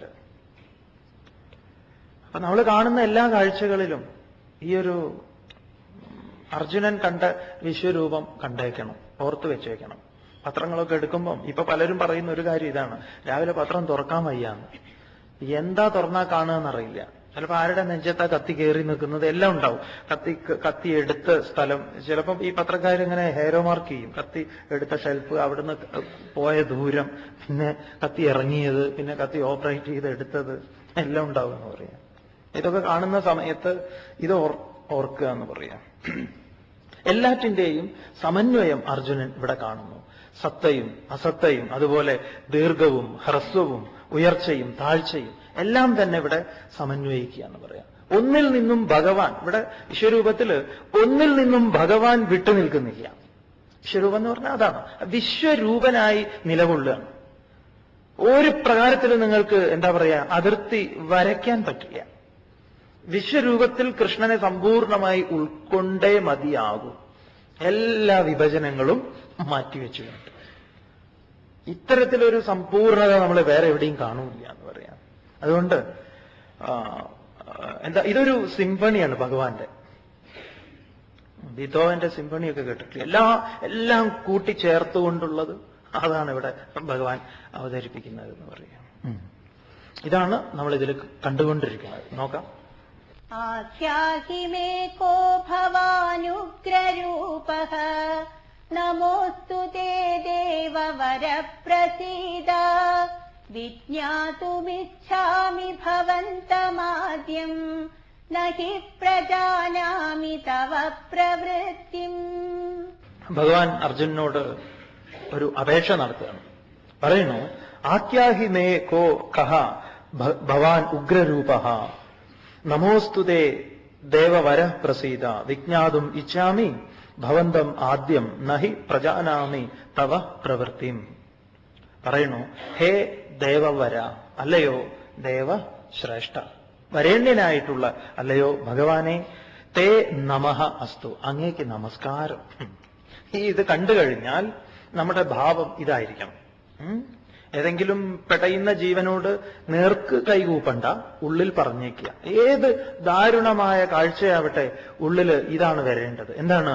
തേ നമഃ, അങ്ങേക്ക് നമസ്കാരം. അങ്ങറിയാതെ ഇവിടെ ഒന്നും ഒരു ഇല പോലും അനങ്ങുന്നില്ല എന്ന് പറയാം. പക്ഷേ നമ്മുടെ സംസ്കാരം ഇതുവരെയുള്ളത് ഇത്തരത്തിലുള്ള ദാരുണമായ സംഭവങ്ങൾ കാണുന്ന സമയത്ത് ഭഗവാനെ പഴി പറയുന്ന ഒരു സംസ്കാരമുള്ളത്. ഈ പഴി പറയുന്ന സംസ്കാരത്തിൽ ഒരിക്കലും വിശ്വരൂപ ദർശന യോഗം സംഭാവ്യമല്ല, അറിഞ്ഞുകൊള്ളുക. ഏതാകട്ടെ, ഏത് സംഭവങ്ങളും ഇതൊക്കെ നമ്മൾ അതിൽ നിന്ന് ഉൾക്കൊള്ളേണ്ടുന്ന കാതലായ വശങ്ങളാണ്. ഇത് കണ്ട അർജുനൻ ഭഗവാനെ നമസ്കരിക്കുകയാണ്. അങ്ങേക്ക് നമസ്കാരം. ക്യാൻസർ വന്നാലും ആദ്യം തന്നെ പറഞ്ഞേക്കുക നമസ്കാരം, സ്വീകരിച്ചോളാം. നമസ്കരിക്കാതെ പറ്റില്ല എന്ന് പറയാം. നമസ്കരിച്ചേ മതിയാകും. എവിടുന്ന് വീണാലും, വണ്ടിയിൽ നിന്ന് വീണാലും സൈക്കിളിൽ നിന്ന് വീണാലും എല്ലാം നമസ്കരിച്ചോളാം. മനസ്സുകൊണ്ടൊരു നമസ്കാരം. അതുകൊണ്ട് ഹേ ദേവവര, വരേണ്യനായിട്ടുള്ള അല്ലയോ ഭഗവാനെ, തേ നമഃ അസ്തു, അങ്ങേക്ക് നമസ്കാരം. മേ പ്രസീദ, അങ്ങ് എന്നിൽ പ്രസാദിച്ചാലും. എങ്ങനെയാണ്? ഉഗ്രരൂപ ഭവാൻ കഹ, അങ്ങേ ഈ ഉഗ്രരൂപം സ്വീകരിച്ചിട്ടുള്ള അങ്ങ് ആരാണ്? എനിക്ക് മനസ്സിലാവുന്നില്ലല്ലോ. കഹ ഭവാൻ മേ ആഖ്യാഹി, എന്നോട് പറഞ്ഞാലും. 11-ാം അധ്യായമൊക്കെ എത്തിയപ്പോഴേക്ക് അർജുനന്റെ മട്ടൊക്കെ മാറി. ഇത് സൈന്യത്തിന്റെ മുൻപിൽ കൊണ്ടുപോയിട്ട് നിർത്താൻ പറഞ്ഞ വിദ്വാനാണ്. ഇപ്പൊ പറയുന്നത് അങ്ങ് ആരാണ് എന്ന് എന്നോട് പറഞ്ഞാലും ദയവായിട്ട്. ഭവാൻ കഹ, അങ്ങ് ആരാണ്? മേ ആഖ്യാഹി, എന്നോട് പറഞ്ഞാലും. ആദ്യം ഭവന്തം വിജ്ഞാതും അഹം ഇച്ഛാമി. ആദ്യനായിട്ടുള്ള, ആരംഭനായിട്ടുള്ള ഭവന്തം, അങ്ങയെ, വിജ്ഞാതും, ഞാൻ അറിയാൻ, ഇച്ഛാമി, ഞാൻ ആഗ്രഹിക്കുന്നു. ഏതൊന്നാണോ ആരംഭത്തിൽ ഉണ്ടായത്, അങ്ങയുടെ ആ ആരംഭ ഭാവത്തെ അറിയാൻ ഞാൻ ആഗ്രഹിക്കുന്നു.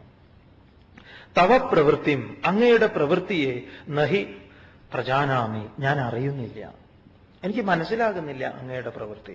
ഇതും ഒരു നല്ല സമീപനാണ്. അതുകൊണ്ട് നമ്മളെല്ലാറ്റിനും വിധി എഴുതി കളയരുത്. ഞാൻ പറഞ്ഞില്ലേ ഇവിടെ ഒരു ഈശ്വരനില്ല എന്ന്. സ്വാമി ഇന്ന് ഭാഗവത സപ്താഹം ആരംഭത്തിൽ കുറച്ച് കാര്യങ്ങൾ നമ്മളോട് പറഞ്ഞു തന്നില്ലേ? അതായത് ഭർത്താവ് മരിച്ചു കഴിഞ്ഞാൽ ഫോട്ടോ എടുത്ത ആദ്യ ഒരു ഏറാണ്. അത് റേറാണ്. അതുകൊണ്ട് ഒരുപാട് ദൈവങ്ങൾ ഉള്ളത് നന്നായി. നമുക്ക് എറിഞ്ഞു കഴിഞ്ഞാൽ പിന്നെ വേറൊരെണ്ണുണ്ട്. അങ്ങനെ വിവേകാനന്ദ സ്വാമികൾക്ക് അങ്ങനെ തോന്നിയിരുന്നു. അമ്മ ഭുവനേശ്വരി ദേവി രാമായണം വായിക്കുന്ന സമയത്ത് സ്വാമിജി അതിൽ ആകൃഷ്ടനായി. അങ്ങനെ ശ്രീരാമചന്ദ്ര മഹാപ്രഭു സീതാദേവിയെ ഉപേക്ഷിക്കുന്ന ഭാഗം വന്നത് വിവേകാനന്ദ സ്വാമികൾക്ക് വിവേകാനന്ദ സ്വാമികളല്ല, അന്ന് നരേന്ദ്രന് ഒട്ടും തന്നെ പിടിച്ചില്ല എന്ന് പറയാം. ആ രാമന്റെ വിഗ്രഹം എടുത്ത് ഒരൊറ്റയേർ ജനലിന്റെ ഉള്ളിൽ കൂടെ വേണ്ടെന്ന് പറയാം. നന്നായി വേറെ ഉണ്ടായത് എന്ന് പറയാം. ശിവനായിരുന്നു പിന്നെ എന്ന് പറയും. ഇല്ലെങ്കിൽ അതോടുകൂടി കഴിഞ്ഞേനെ. അപ്പൊ അങ്ങ് ആരാണ്? ഇവിടെ തവ പ്രവൃത്തി നഹി പ്രജാനാമി, അങ്ങയുടെ പ്രവൃത്തി എനിക്ക് മനസ്സിലാകുന്നില്ല, ഇതൊന്ന് എനിക്കൊന്ന് ബോധിപ്പിച്ചു തരൂ ഭഗവാൻ എന്നൊരു സമീപനം ഉണ്ടല്ലോ. പ്രശ്നങ്ങളുടെ സങ്കീർണതയിൽ നാം കൈവരിക്കേണ്ടുന്ന മനോഭാവം ഇതാണ്. അല്ലാതെ നമ്മളങ്ങോട്ട് വിധി എഴുതരുത്. എനിക്കറിയാം അല്ലെങ്കിലും ഇത്ര കൊല്ലം ഭജിച്ചാലൊന്നും നടക്കില്ല എന്ന്, അല്ലെങ്കിലും അതിനൊരു ഈശ്വരനേ ഇല്ല. അതുകൊണ്ട് എന്ത് ചെയ്യാം, നമുക്ക് ഈ ഭജനവും ഗീതയും ഒക്കെ മതിയാക്കാം. നീ തികഞ്ഞ യുക്തിവാദി. എന്നിട്ട് എന്താ കാര്യം? എന്നിട്ട് എന്തെങ്കിലും നേടാനുണ്ടോ എന്ന് ഇരിക്കുക? ഒന്നുമില്ല. ഈ ഒരു സമീപനാണെങ്കിലോ തെളിഞ്ഞു കിട്ടും കാര്യങ്ങളെല്ലാം. അതുകൊണ്ട് മനസ്സിലാകാത്ത എന്തെങ്കിലുമൊക്കെ സംഭവിക്കുന്ന സമയത്ത് ജീവിതത്തിൽ പല ദുരന്തങ്ങളും ഉണ്ടാവും. എല്ലാം അപ്രതീക്ഷിതമായിട്ട് തകിടം മറിയും. പല ലോണൊക്കെ മേടിച്ചിട്ടായിരിക്കും വീടുണ്ടാക്കിയത്. ഒരു മിന്നല് ധാരാളമാണ്. എന്ത് ചെയ്യും? മൊത്തത്തിൽ തറ മുതൽ വാട്ടർ ടാങ്ക് വരെ ഒരു വിള്ളലായിരിക്കും. മാറ്റി പണിതേ നിർവാഹമുള്ളൂ. നാട്ടുകാർ പിറ്റേ ദിവസം വന്ന് നോക്കും. വിൽക്കാൻ വെച്ചു കഴിഞ്ഞാൽ അതിന്റെ വില എത്ര കിട്ടുമെന്ന് അറിയാലോ. ഒരുപാട് സങ്കല്പങ്ങളൊക്കെ ഉണ്ടായിരുന്നു. എന്താ മിന്നൽ വന്ന് ഇങ്ങനെ വെട്ടാൻ എന്റെ ഈ ഭാഗത്തിന് കൃത്യമായിട്ട് ചെയ്യാൻ കാരണം? ഒരുപാട് കാരണങ്ങളുണ്ട്, പലതുമുണ്ട്. അതുകൊണ്ട് എനിക്ക് ഇതൊന്നും മനസ്സിലാവുന്നില്ല എന്ന് പറയുമ്പം പ്രപഞ്ചത്തിന്റെ ഓരോ കർമ്മങ്ങളും ഓരോ ചലനങ്ങളും അതിന് അധിഷ്ഠാനമായിട്ടുള്ള ഒരു വസ്തുവിനെയും അതിനെയൊക്കെ അറിയാനുള്ള ഒരു താല്പര്യം അറിയാതെ വന്നുകൂടും. അതുകൊണ്ട് അർജുനന്റെ ഈ ഒരു സമീപനം നമുക്ക് സ്വീകരിക്കാവുന്നതാണ്. എന്താണ് അർജുനന്റെ സമീപനം?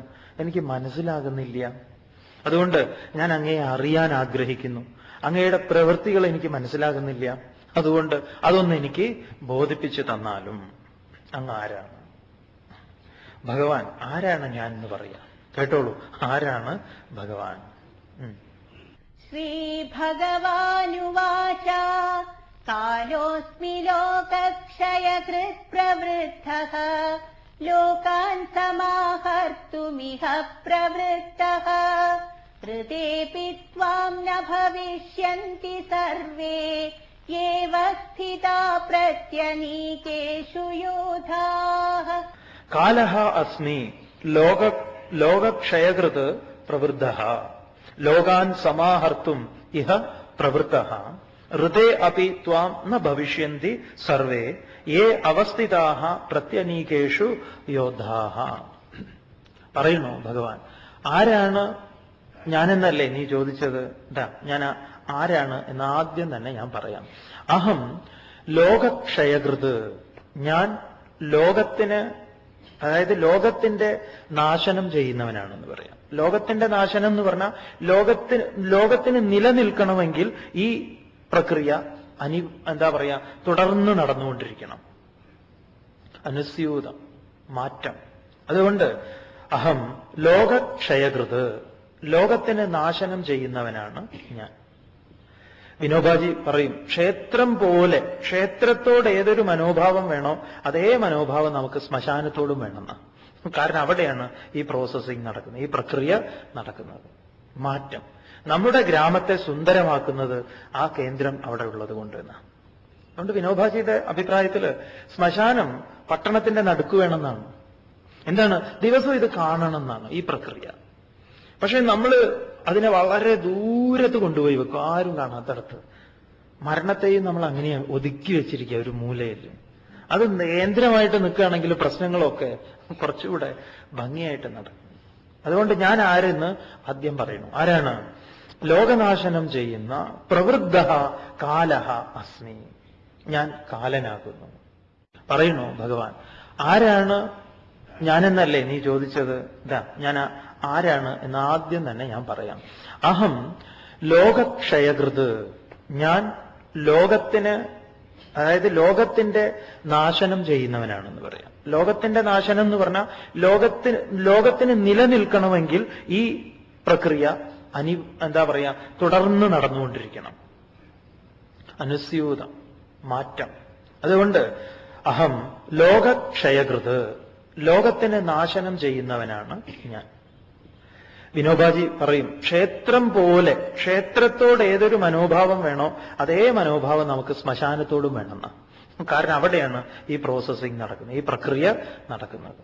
മാറ്റം. നമ്മുടെ ഗ്രാമത്തെ സുന്ദരമാക്കുന്നത് ആ കേന്ദ്രം അവിടെ ഉള്ളത് കൊണ്ട് എന്നാണ്.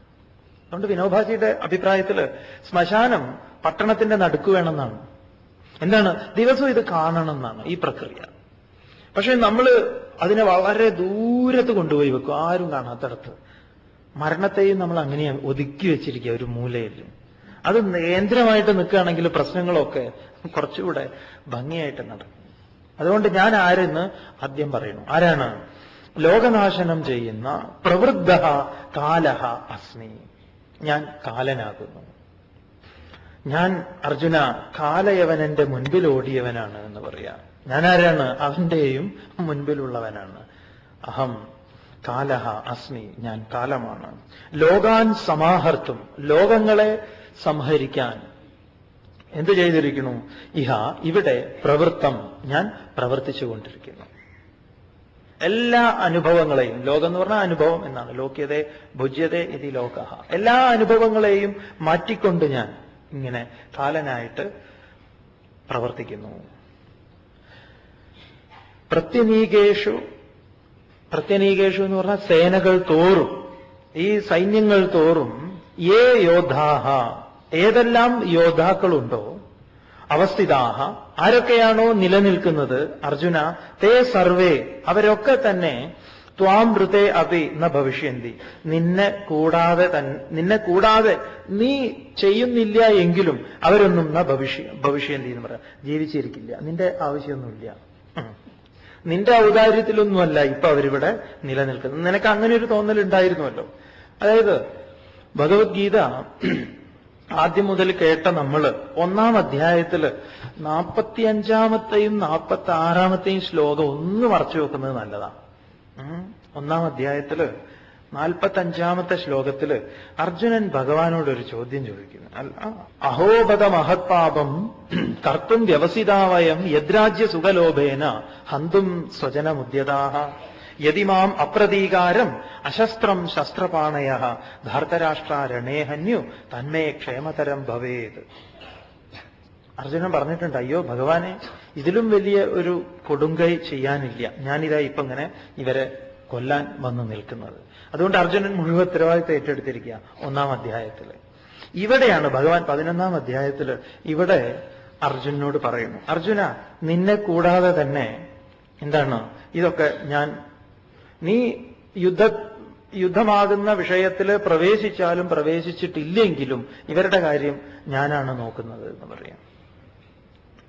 അതുകൊണ്ട് ഭഗവാൻ തുടർന്ന് പറയാണ് അർജുനനോട്. ഇതൊക്കെ വളരെ ശ്രദ്ധേയങ്ങളായിട്ടുള്ള ഭാഗങ്ങളാണ്. നോക്കാം. തസ്മാത്വമുത്തിഷ്ഠ യശോ ലഭസ്വ ചിത്വാ ശത്രൂൻ ഭുങ്ക്ഷ്വ രാജ്യം സമൃദ്ധം മയൈവൈതേ നിഹതാ പൂർവമേവ നിമിത്തമാത്രം ഭവ സവ്യസാചിൻ. തസ്മാത് ത്വം ഉത്തിഷ്ഠ യശോ ലഭസ്വ ജിത്വാ ശത്രൂൻ ഭുങ്ക്ഷ്വ രാജ്യം സമൃദ്ധം മയാ ഏവ തേ നിഹിതാഹ പൂർവമേവ നിമിത്തമാത്രം ഭവ ഹേ സവ്യസാചിൻ.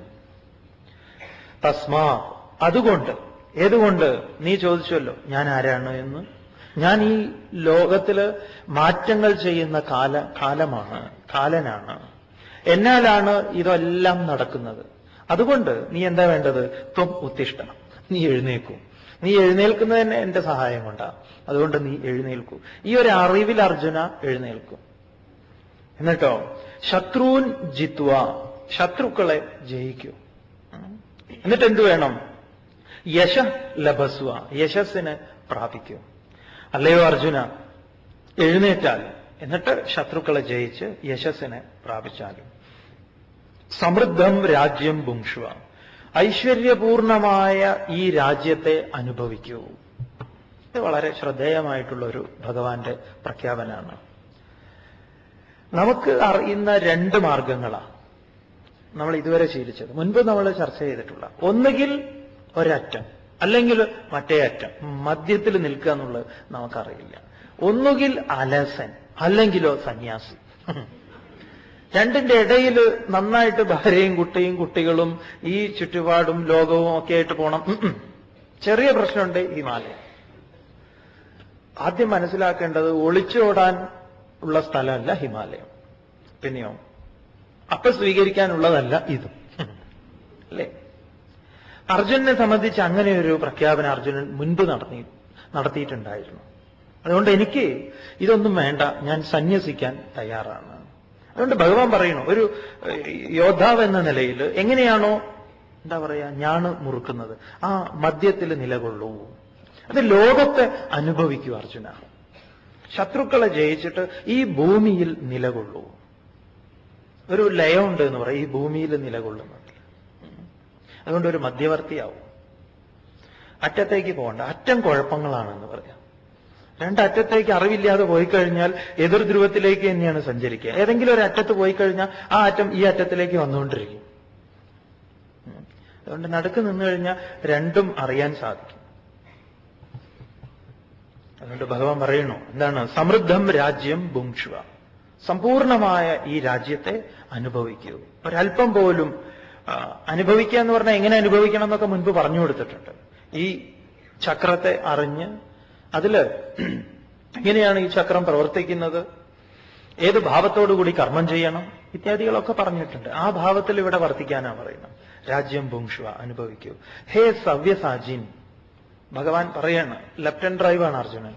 അതുകൊണ്ട് സവ്യസാചിൻ എന്ന് പറഞ്ഞാൽ സവ്യേന ശരാൻ സചിതും ശീലം അസ്യ അസ്തി ഇതി സവ്യസാചിൻ, ഇടത് കൈകൊണ്ട് ശരം പ്രയോഗിക്കാൻ കഴിവുള്ളവൻ. അതും ഭഗവാന്റെ അനുഗ്രഹമാണ്. അത് നീ രണ്ട് കൈകൊണ്ടും ഇടത്, അല്ലയോ അർജുന സവ്യസാചിൻ. ഹേ സവ്യസാചി എന്നുള്ളത് അർജുനന്റെ ഒരു പേരാണ്. എങ്ങനെയാ പേര് കിട്ടിയതെന്ന് ചോദിച്ചാൽ ഇടത് കൈകൊണ്ടും കാര്യങ്ങൾ അറിയാമെന്ന് പറയാ ചെയ്യാൻ. വലത് കൈകൊണ്ട് വിചാരിച്ചാൽ നടക്കില്ല. ഇടത് കൈകൊണ്ട്, രണ്ട് കൈകൊണ്ടും ചെയ്യാൻ കഴിവുള്ള അല്ലയോ അർജുന. മയാ ഏവ, എന്നാൽ തന്നെ, ഏതേ പൂർവമേവ, ഇതാ ഇവരൊക്കെ തന്നെ മുൻപേ തന്നെ നിഹതാഹ, കൊല്ലപ്പെട്ടിരിക്കണം. അർജുന, ഇവരെയൊക്കെ ഞാൻ പണ്ടേ ശരിയാക്കിയത്. അതിനാണ് ഭഗവാൻ എല്ലാവരെയും ഒന്ന് നോക്കിയത് എന്ന് പറയാം. അവിടെ ഇരുന്നൊരൊറ്റ നോട്ടം നോക്കിയിട്ടുണ്ട്. ആ നോട്ടത്തിൽ തന്നെ എല്ലാവരുടെയും ജീവനെ, പ്രാണനെ ഭഗവാൻ അപഹരിച്ചു എന്ന് പറയാം. പിന്നെ അവര് വെറുതെ നിൽക്കുന്നു എന്നേ ഉള്ളൂ. ക്രിസ്തുദേവൻ വിളിക്കുന്നുണ്ട്, എന്താണ്? വെള്ളപൂശിയ കല്ലറകളെ, ആളുകളെ. അതായത് അദ്ദേഹം നോക്കുന്ന സമയത്ത് അദ്ദേഹം അതിന് വിശദീകരണം കൊടുക്കുന്നുണ്ട്. കാരണം നിങ്ങൾ കല്ലറകളാണ്, ഉള്ളിൽ ഞാൻ കാണുന്നത് ജീർണിച്ച ശവമാണ് എന്ന് പറയാം. ജീവനോടുള്ളവരെ വിളിച്ചതാണ് അദ്ദേഹം, വെള്ളപൂശിയ കല്ലറകളെ. അപ്പൊ ഞാൻ അവരെ കൊന്നു കഴിഞ്ഞു, മുൻപേ തന്നെ ഞാൻ കൊന്നു, എന്റെ നോട്ടം കൊണ്ട് തന്നെ. അവർ പണ്ടേ മൃതരാണ്, ജീവനില്ല. അതുകൊണ്ട് നീയല്ല അവരെ ഇല്ലാതെയാക്കുന്നത്. മയാ ഏവ ഏതേ പൂർവമേവ നിഹിതാഹ, ഇവിടെ ആരൊക്കെ കൊല്ലപ്പെടുന്നുണ്ടോ അതെല്ലാം എന്നാൽ വളരെ നേരത്തെ തന്നെ. പിന്നെ അതിലേക്ക് നടന്നെടുക്കുക വേണ്ടു. എന്താ ഇവിടെ ഈ പ്രയോഗം? അതായത് എന്നാണോ ജനിച്ചത് അന്ന് തന്നെ നിശ്ചയിച്ചു വെച്ചിട്ടുണ്ടാവരാ, അത്രയേ ഉള്ളൂ. നിങ്ങൾ വിചാരിക്കരുത് കൊന്നു കഴിഞ്ഞു എന്ന് പറഞ്ഞു കഴിഞ്ഞാൽ ഇതാണ്. ജനനത്തോടൊപ്പം തന്നെ അതും നിശ്ചയിച്ചിട്ടുണ്ട്. അപ്പൊ ഞാൻ അത് ഇട്ടിട്ടുണ്ട്. പിന്നെ ജീവിതം എന്താ? ജസ്റ്റ് നടന്നടക്കുകയുള്ളൂ ഇതിലേക്ക്. അതിൽ നീ വിചാരിച്ചതുകൊണ്ട് ഒരു കാര്യമില്ല എന്ന് പറയാം. ജനിച്ച ഉടനെ തന്നെ ആ ദൂരം നിശ്ചയിക്കപ്പെട്ടു കഴിഞ്ഞു. പിന്നെ അതിലേക്ക് അടുത്തുകൊണ്ടിരിക്കുകയാണ്. ആ പ്രക്രിയ ഞാനാണ് ചെയ്തിട്ടുള്ളത്. അതുകൊണ്ട് മയാ ഏവ ഏതേ പൂർവമേവ നിഹിതാഹ, ജനനത്തോടൊപ്പം തന്നെ ഞാൻ അതൊക്കെ വളരെ ഭംഗിയായിട്ട് ചെയ്തിട്ടുണ്ട്. അതിനെക്കുറിച്ച് നീ ആലോചിക്കേണ്ട. നമ്മൾ പല പല പല ഗവേഷണങ്ങൾ നടത്തുന്നുണ്ടല്ലോ, ഇല്ലേ? ഇതൊന്ന് നീട്ടിക്കിട്ടാൻ വേണ്ടിയിട്ട്. പക്ഷെ ഭാരതം അത്തരത്തിലുള്ള ഗവേഷണങ്ങളൊന്നും ചെയ്തിട്ടില്ല എന്ന് പറയാം.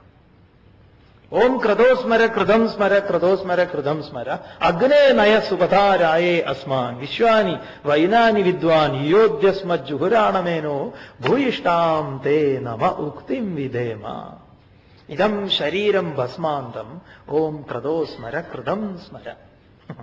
ഇത് ഭസ്മമാകാനുള്ളതാണെന്ന് പണ്ടേക്ക് പണ്ട് അതിലായിരുന്നു അവരുടെ ഗവേഷണം എന്ന് പറയാം. അപ്പൊ ഞാനാണ് ഇതിന്റെ ആള്. അതിന് ഇനിയിപ്പോ എന്തൊക്കെ ഗവേഷണങ്ങൾ നമ്മൾ നടത്തിക്കഴിഞ്ഞാലും ചിലപ്പോ ഇങ്ങനെ ഈ നമ്മൾ മനസ്സിലാക്കുന്ന നമ്മുടെ ഒരു വൈകല്യം, ശാസ്ത്രം നേടുന്ന അറിവുകളുണ്ടല്ലോ, അതായത് ഭൗതിക ശാസ്ത്രം, ആധുനിക വൈദ്യശാസ്ത്രം, ആ വൈദ്യശാസ്ത്രത്തിന്റെ അനുഗ്രഹം കൊണ്ട് ജീവന് കുറേയും കൂടെ വർഷങ്ങളോ ദിവസങ്ങളോ മാസങ്ങളോ അനുവദിച്ച് കിട്ടുമ്പോൾ നമ്മുടെ വിചാരം നമ്മൾ ജയിച്ചു എന്ന. വെറുതെയാണത്. കാരണം ഈ ബുദ്ധിയും ഈ ശേഷിയും എല്ലാം തരുന്നത് ആ അദൃശ്യമായിട്ടുള്ള ആ ശക്തി തന്നെയാണ്. ഏത് ശാഖ വികസിപ്പിച്ചെടുത്താലും. അതുകൊണ്ട് പൂർവമേവ നിഹിത, ഞാൻ മുൻപേ ചെയ്യപ്പെട്ടിരിക്കുന്നു. പിന്നെ നീ എന്താണ്? നിമിത്ത മാത്രം ഭവ. നിനക്ക് നല്ലൊരു ചാൻസാണ്. നിന്നിലൂടെ ഇതൊക്കെ നടക്കും. നീ വെറും നിമിത്തം, ഒരു ഉപകരണം, ഒരു കാരണം എന്ന നിലയിൽ നീ പ്രവർത്തിക്കൂ അർജുന എന്ന് പറയാം.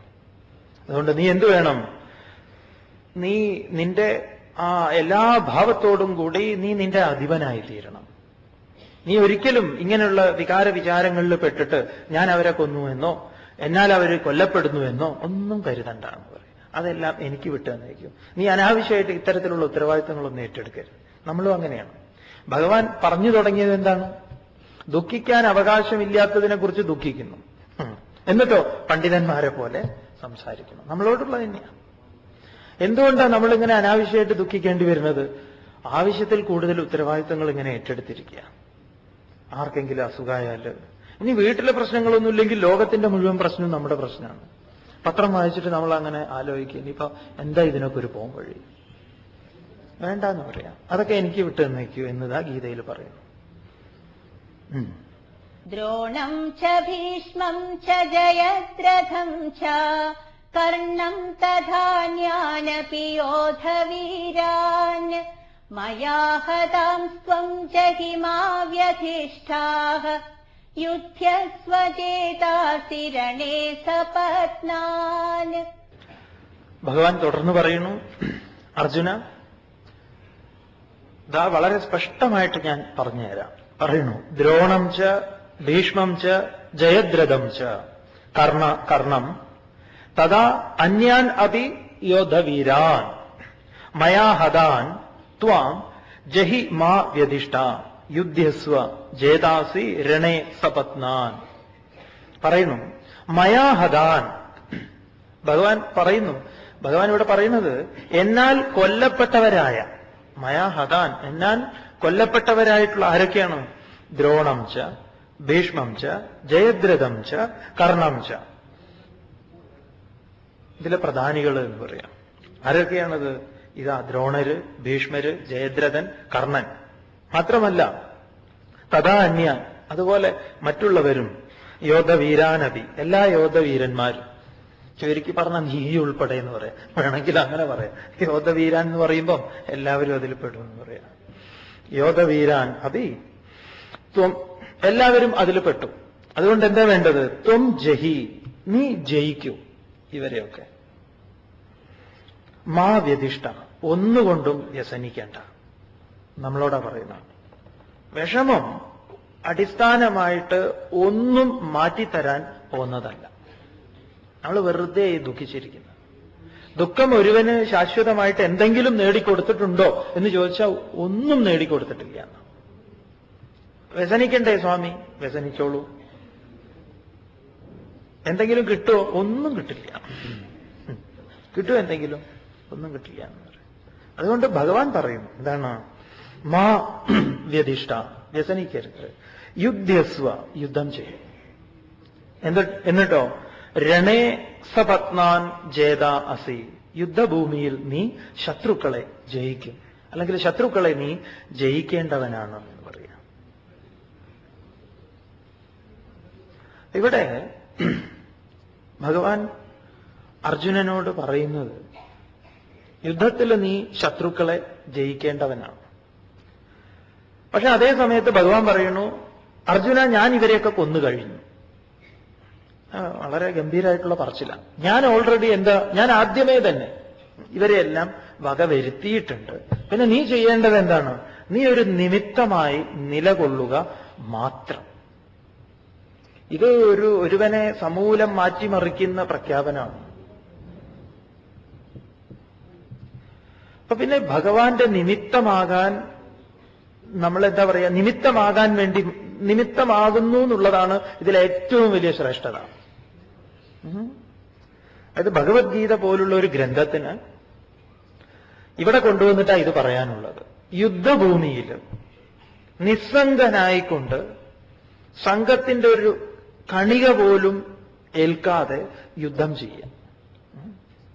നിങ്ങൾക്ക് ലോകത്ത് ഇത്രയും എന്താ പറയാ സംഘർഷം നിറഞ്ഞൊരു കർമ്മം വേറെ ഇല്ല. അതുകൊണ്ടാണ് ഇതിനെ ഈ എന്താ പറയാ യുദ്ധഭൂമിയിൽ ഇതിനെ കൊണ്ടുവന്നത്.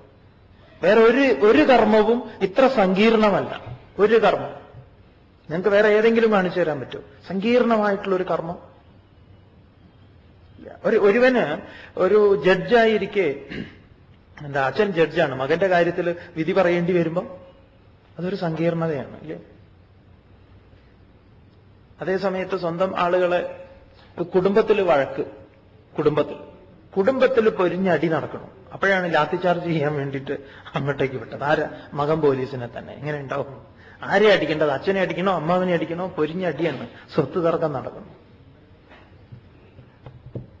അപ്പൊ യുദ്ധം എന്ന് പറഞ്ഞാൽ ഏറ്റവും സങ്കീർണമായിട്ടുള്ള ഒരു കർമ്മം. ആ കർമ്മം ചെയ്യാൻ അർജുനനോട് പറയാം. എന്താണ് അതിന്റെ ഫലം? അതെല്ലാം തന്നെ ആ കർമ്മവും കർമ്മഫലവും ഞാൻ തന്നെയാണ് ചെയ്തിട്ടുള്ളത് എന്ന് പറഞ്ഞാൽ ഞാൻ അവരെ മുൻപേ തന്നെ ഹനിച്ചിരിക്കുന്നു. ഇനി നീ എന്താ വേണ്ടത്? നീ നിന്നു കൊടുക്കുക മാത്രം.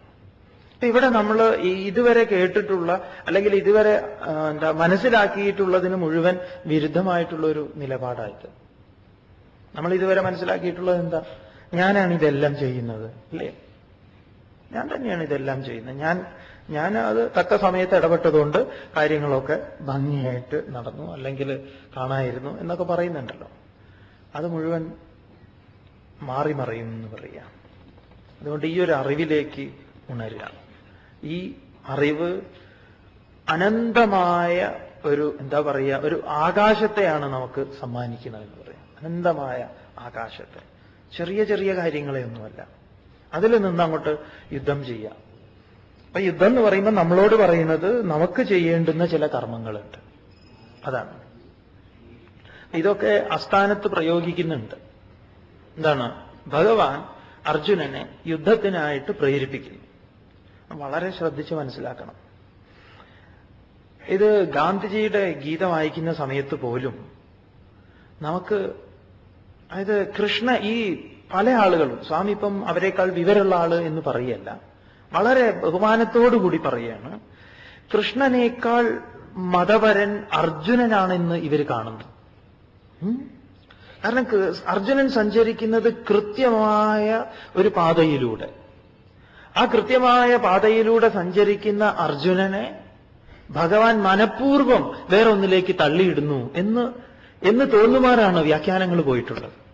അത് വലിയൊരു കുഴപ്പമാണ്. കാരണം ആ കൃഷ്ണന്റെ ആ ഭാവത്തെ, പൂർണ്ണമായ ഭാവത്തെ കൈക്കൊള്ളാൻ പലപ്പോഴും പലയിടത്തും അതിന് വേണ്ടത്ര പൂർണ്ണത കിട്ടാതെ പോകുന്നുണ്ട്. അതുകൊണ്ടാണ് ഈ യുദ്ധം തന്നെ യുദ്ധം ആന്തരികമാണ് എന്നൊക്കെ പറയേണ്ടി വരുന്നത്. അതുകൊണ്ടാണ് യുദ്ധം ഇനിയിപ്പം ബാഹ്യമായ ഒരു യുദ്ധഭൂമിയിൽ തന്നെ ഒരു യോദ്ധാവിന് അടരാടാൻ പറ്റുന്ന നിയമങ്ങളാണ് ഇതിൽ പറഞ്ഞിരിക്കുന്നത്. ശരിക്കും ഒരു മഹാഭാരത യുദ്ധം ഉണ്ട് എന്നിരിക്കട്ടെ, ശരിയായിട്ടുള്ളൊരു യുദ്ധം, ആ യുദ്ധഭൂമിയിലേക്ക് ഇറങ്ങേണ്ടുന്ന പ്രധാന യോദ്ധാവല്ല എല്ലാവർക്കും പറ്റിയ ഉപദേശമായത്. കൃഷ്ണനേക്കാൾ മതപരൻ അർജുനനാണെന്ന് ഇവർ കാണുന്നു. കാരണം അർജുനൻ സഞ്ചരിക്കുന്നത് കൃത്യമായ ഒരു പാതയിലൂടെ. ആ കൃത്യമായ പാതയിലൂടെ സഞ്ചരിക്കുന്ന അർജുനനെ ഭഗവാൻ മനഃപൂർവ്വം വേറൊന്നിലേക്ക് തള്ളിയിടുന്നു എന്ന് തോന്നുമാറാണ് വ്യാഖ്യാനങ്ങൾ പോയിട്ടുള്ളത്. അത് വലിയൊരു കുഴപ്പമാണ്. കാരണം ആ കൃഷ്ണന്റെ ആ ഭാവത്തെ, പൂർണ്ണമായ ഭാവത്തെ കൈക്കൊള്ളാൻ പലപ്പോഴും പലയിടത്തും അതിന് വേണ്ടത്ര പൂർണ്ണത കിട്ടാതെ പോകുന്നുണ്ട്. അതുകൊണ്ടാണ് ഈ യുദ്ധം തന്നെ യുദ്ധം ആന്തരികമാണ് എന്നൊക്കെ പറയേണ്ടി വരുന്നത്. അതുകൊണ്ടാണ് യുദ്ധം ഇനിയിപ്പം ബാഹ്യമായ ഒരു യുദ്ധഭൂമിയിൽ തന്നെ ഒരു യോദ്ധാവിന് അടരാടാൻ പറ്റുന്ന നിയമങ്ങളാണ് ഇതിൽ പറഞ്ഞിരിക്കുന്നത്.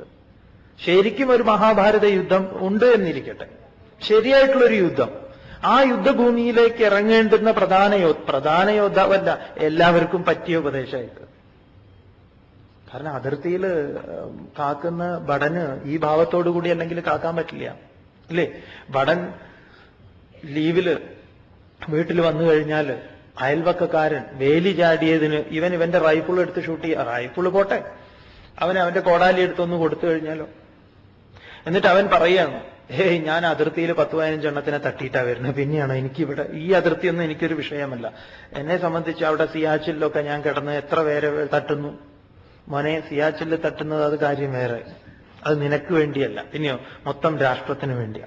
ഇവിടെ നീ തട്ടിയതോ നിന്റെ സ്വകാര്യ കാര്യത്തിന് വേണ്ടി. അതുകൊണ്ട് നീ ഈ കർമ്മത്തിൽ നീ ബന്ധിതനാണ്, ആ കർമ്മത്തിൽ നീ ബന്ധിതനല്ല.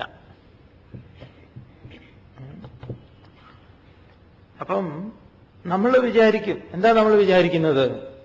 ഭഗവത്ഗീതയിലെ അർജുനൻ വളരെ ന്യായമായ കാര്യമാണല്ലോ പറയുന്നത്. ഗുരുക്കന്മാരെ കൊല്ലണ്ട, അവരെ അത് ചെയ്യണ്ട, ഇത് ചെയ്യണ്ട, ഭഗവാനെ ഈ വഴിക്ക് ഞാൻ അങ്ങോട്ട് പോയിക്കോട്ടെ സന്യാസവുമായിട്ട്. അപ്പൊ അർജുനൻ ആ വഴിക്ക് തിരിഞ്ഞാലുള്ള കുഴപ്പം എന്താ? അർജുനൻ ആ വഴിക്ക് തിരിഞ്ഞാലുള്ള കുഴപ്പത്തെയാണ് ഭഗവാൻ കാണുന്നത്. കാരണം ഇന്ന് വലിയൊരു സമൂഹം ആളുകളും ഇങ്ങനെ തിരിയപ്പെട്ടവരാണെന്ന് പറയാം. പലരും അനുകരിക്കുന്നവരാണ്. ഈ അനുകരണത്തിനെതിരാണ് ഗീത. അതുകൊണ്ട് കൃഷ്ണന്റേതായിട്ടുള്ള ഒരു വഴി തെളിയിച്ചെടുത്തിട്ടുണ്ട്. വേറെ ആർക്കും കാണാൻ പറ്റില്ല ഈ വഴി. അപ്പൊ ഈ എന്താ പറയാ, കൃഷ്ണൻ എല്ലാ നിയമങ്ങൾക്കും എതിരായിട്ടുള്ള ആളാണ്. ശ്രദ്ധിച്ചിട്ടുണ്ടോ? കൃഷ്ണന്റെ ജീവിതത്തിൽ നിങ്ങൾ ഭാഗവതത്തിലൊക്കെ നോക്കിയാൽ അത് കാണാം. എല്ലാറ്റിനും ഭഗവാന് കളവ് ചെയ്യുന്നതിന് ഭഗവാൻ ഒരു ന്യായീകരണമല്ല, താൻ മോഷ്ടാവാണ്. ഒരു ഈശ്വരനെ മോഷ്ടാവായിട്ട് എവിടെയെങ്കിലും അവതരിപ്പിച്ചിട്ടുണ്ടോ? ഇല്ല എന്ന് പറയാം. സ്ത്രീകളുടെ വസ്ത്രം അപഹരിച്ചവനാണ്. എന്താ താൻ ചെയ്യാത്തത്? ഒന്നുമില്ല എന്ന് പറയാം. അപ്പൊ താൻ എല്ലാറ്റിനും ഒരു പൂർണ്ണത നൽകുന്നവനാണ്. എല്ലാ നിയമങ്ങളെയും എല്ലാം ഇതുവരെയുള്ള പാരമ്പര്യത്തെ മുഴുവൻ തെറ്റിച്ച ആളാണ്.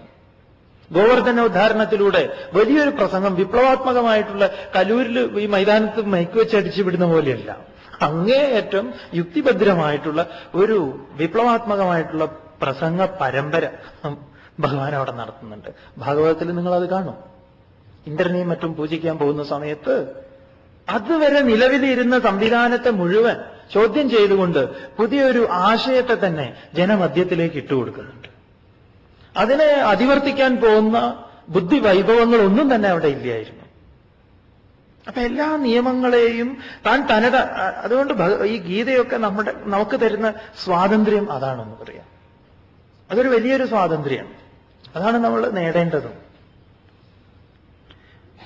അതുകൊണ്ട് നിയമങ്ങളൊക്കെ ഭഗവാൻ ഈ ഗീതയുടെ പക്ഷത്തിൽ നോക്കുകയാണെങ്കിൽ നിയമങ്ങളൊക്കെ തടവറകളാണ് പറയാം. അതെല്ലാം തന്നെ നമുക്ക് തടവറകളെ സൃഷ്ടിച്ചുകൊണ്ടിരിക്കുന്നു.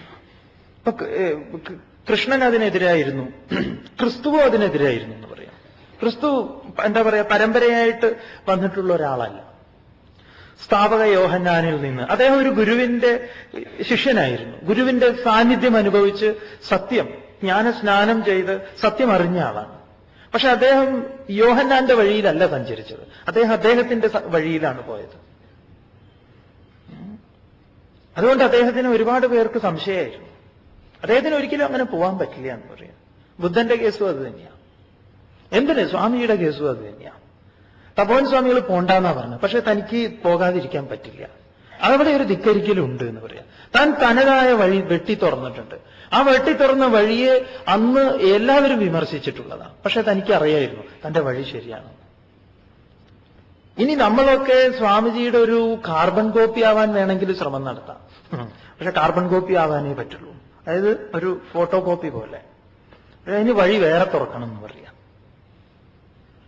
വിവേകാനന്ദ സ്വാമികളും അത് തന്നെയാണ്. വേറൊരു വഴി തുറന്ന ആളാണ്. അപ്പൊ ഈ ഒരു വഴി ഗീതയുടെ ഏറ്റവും വലിയ സൗന്ദര്യം അതാണ്.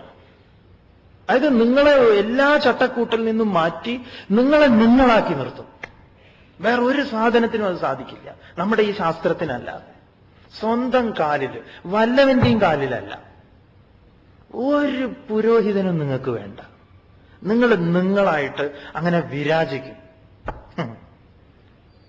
ആ കരുത്താണത് എന്ന് പറയാം. അതുകൊണ്ട് ഭഗവാൻ അതിലേക്കാണ് നമ്മളെ കൊണ്ടുവരുന്നത്. അതാണ് ഇവിടെ തരുന്നത്. നമ്മൾ നേടേണ്ടതും അത് തന്നെയാണ്.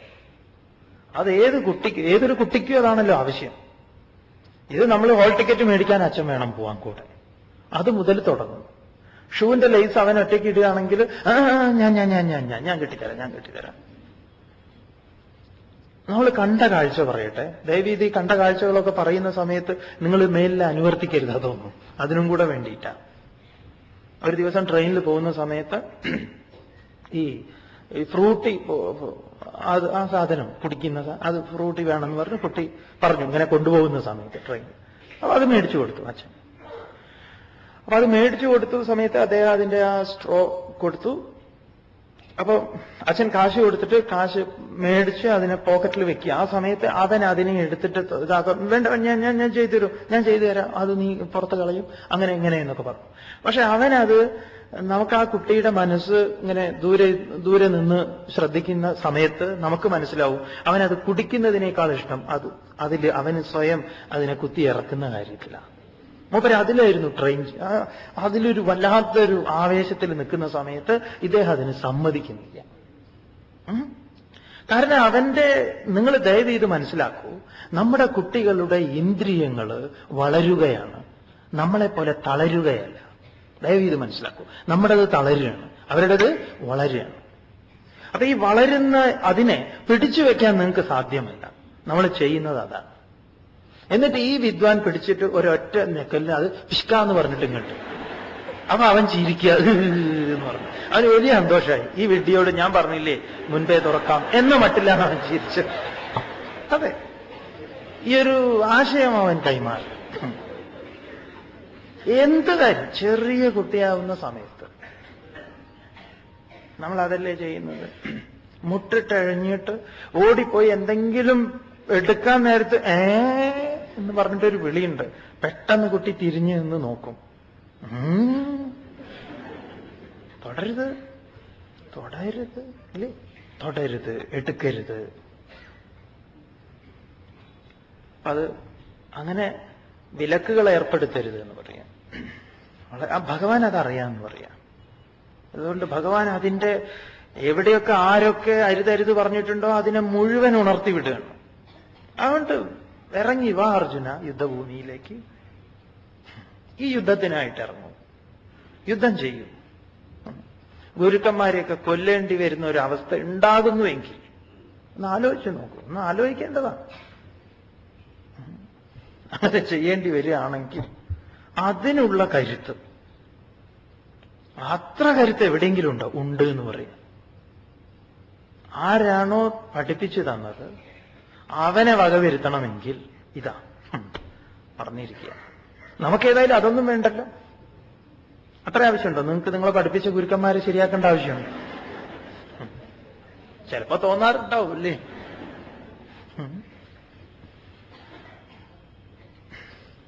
അതുകൊണ്ട് ഭഗവാൻ വെട്ടിത്തുറക്കുന്ന ഒരു വഴി തികച്ചും വ്യത്യസ്തമാണ്. അതുകൊണ്ട് നമുക്ക് അർജുനനെ പോലെ ആകാനോ ഭഗവാനെ പോലെ ആകാനോ ഒന്നുമല്ല, നമുക്ക് നമ്മളായിട്ട് വിരാജിക്കേണ്ടതുണ്ട് എന്ന് പറയും. അതിന് ഗീത ഓരോരുത്തരെയും ഓരോരുത്തരാക്കി നിർത്താൻ സഹായിക്കും. അതുകൊണ്ട് നമ്മൾ എവിടെയാണോ, ഏതാണ് നമ്മുടെ ലോകം, ഏതാണ് നമ്മുടെ ചുറ്റുപാട്, എന്താണ് നമ്മുടെ കർമ്മം, അത് ചെയ്യാം. അത് ഈ സത്യത്തെ അറിയാം. അതിൽ നിന്ന് ഓടി വേറൊരുത്തന്റെ കർമ്മം, അത് പറഞ്ഞിട്ടുണ്ട്, പരധർമ്മോ ഭയാവഹ. മറ്റവന്റെ ജോലി നിനക്ക് ചേർന്നതല്ല എന്ന് പറയും. ഇപ്പൊ നമ്മൾ അതിലാണ് നോട്ടം, അയാളുടെ കസേരയിൽ. അതുകൊണ്ട് ഇവരെയൊക്കെ ഞാൻ തന്നെ ശരിയാക്കിയിട്ടുള്ളതാണ്. ഈ വിഷയത്തിൽ നീ ദുഃഖിക്കേണ്ട, നീ നിന്റെ കർമ്മം ചെയ്യൂ. കർമ്മത്തിൽ നീ വിജയശ്രീലാളിതനാകൂ, അല്ലെങ്കിൽ ആകും എന്ന് പറയാം ഭഗവാൻ. ഈ ഒരു ഭാവത്തോടു കൂടി നീ ഇറങ്ങി തിരിച്ചാൽ. ഇനി സഞ്ജയനാണ് നമ്മളോട് സംസാരിക്കുന്നത്. നോക്കാം.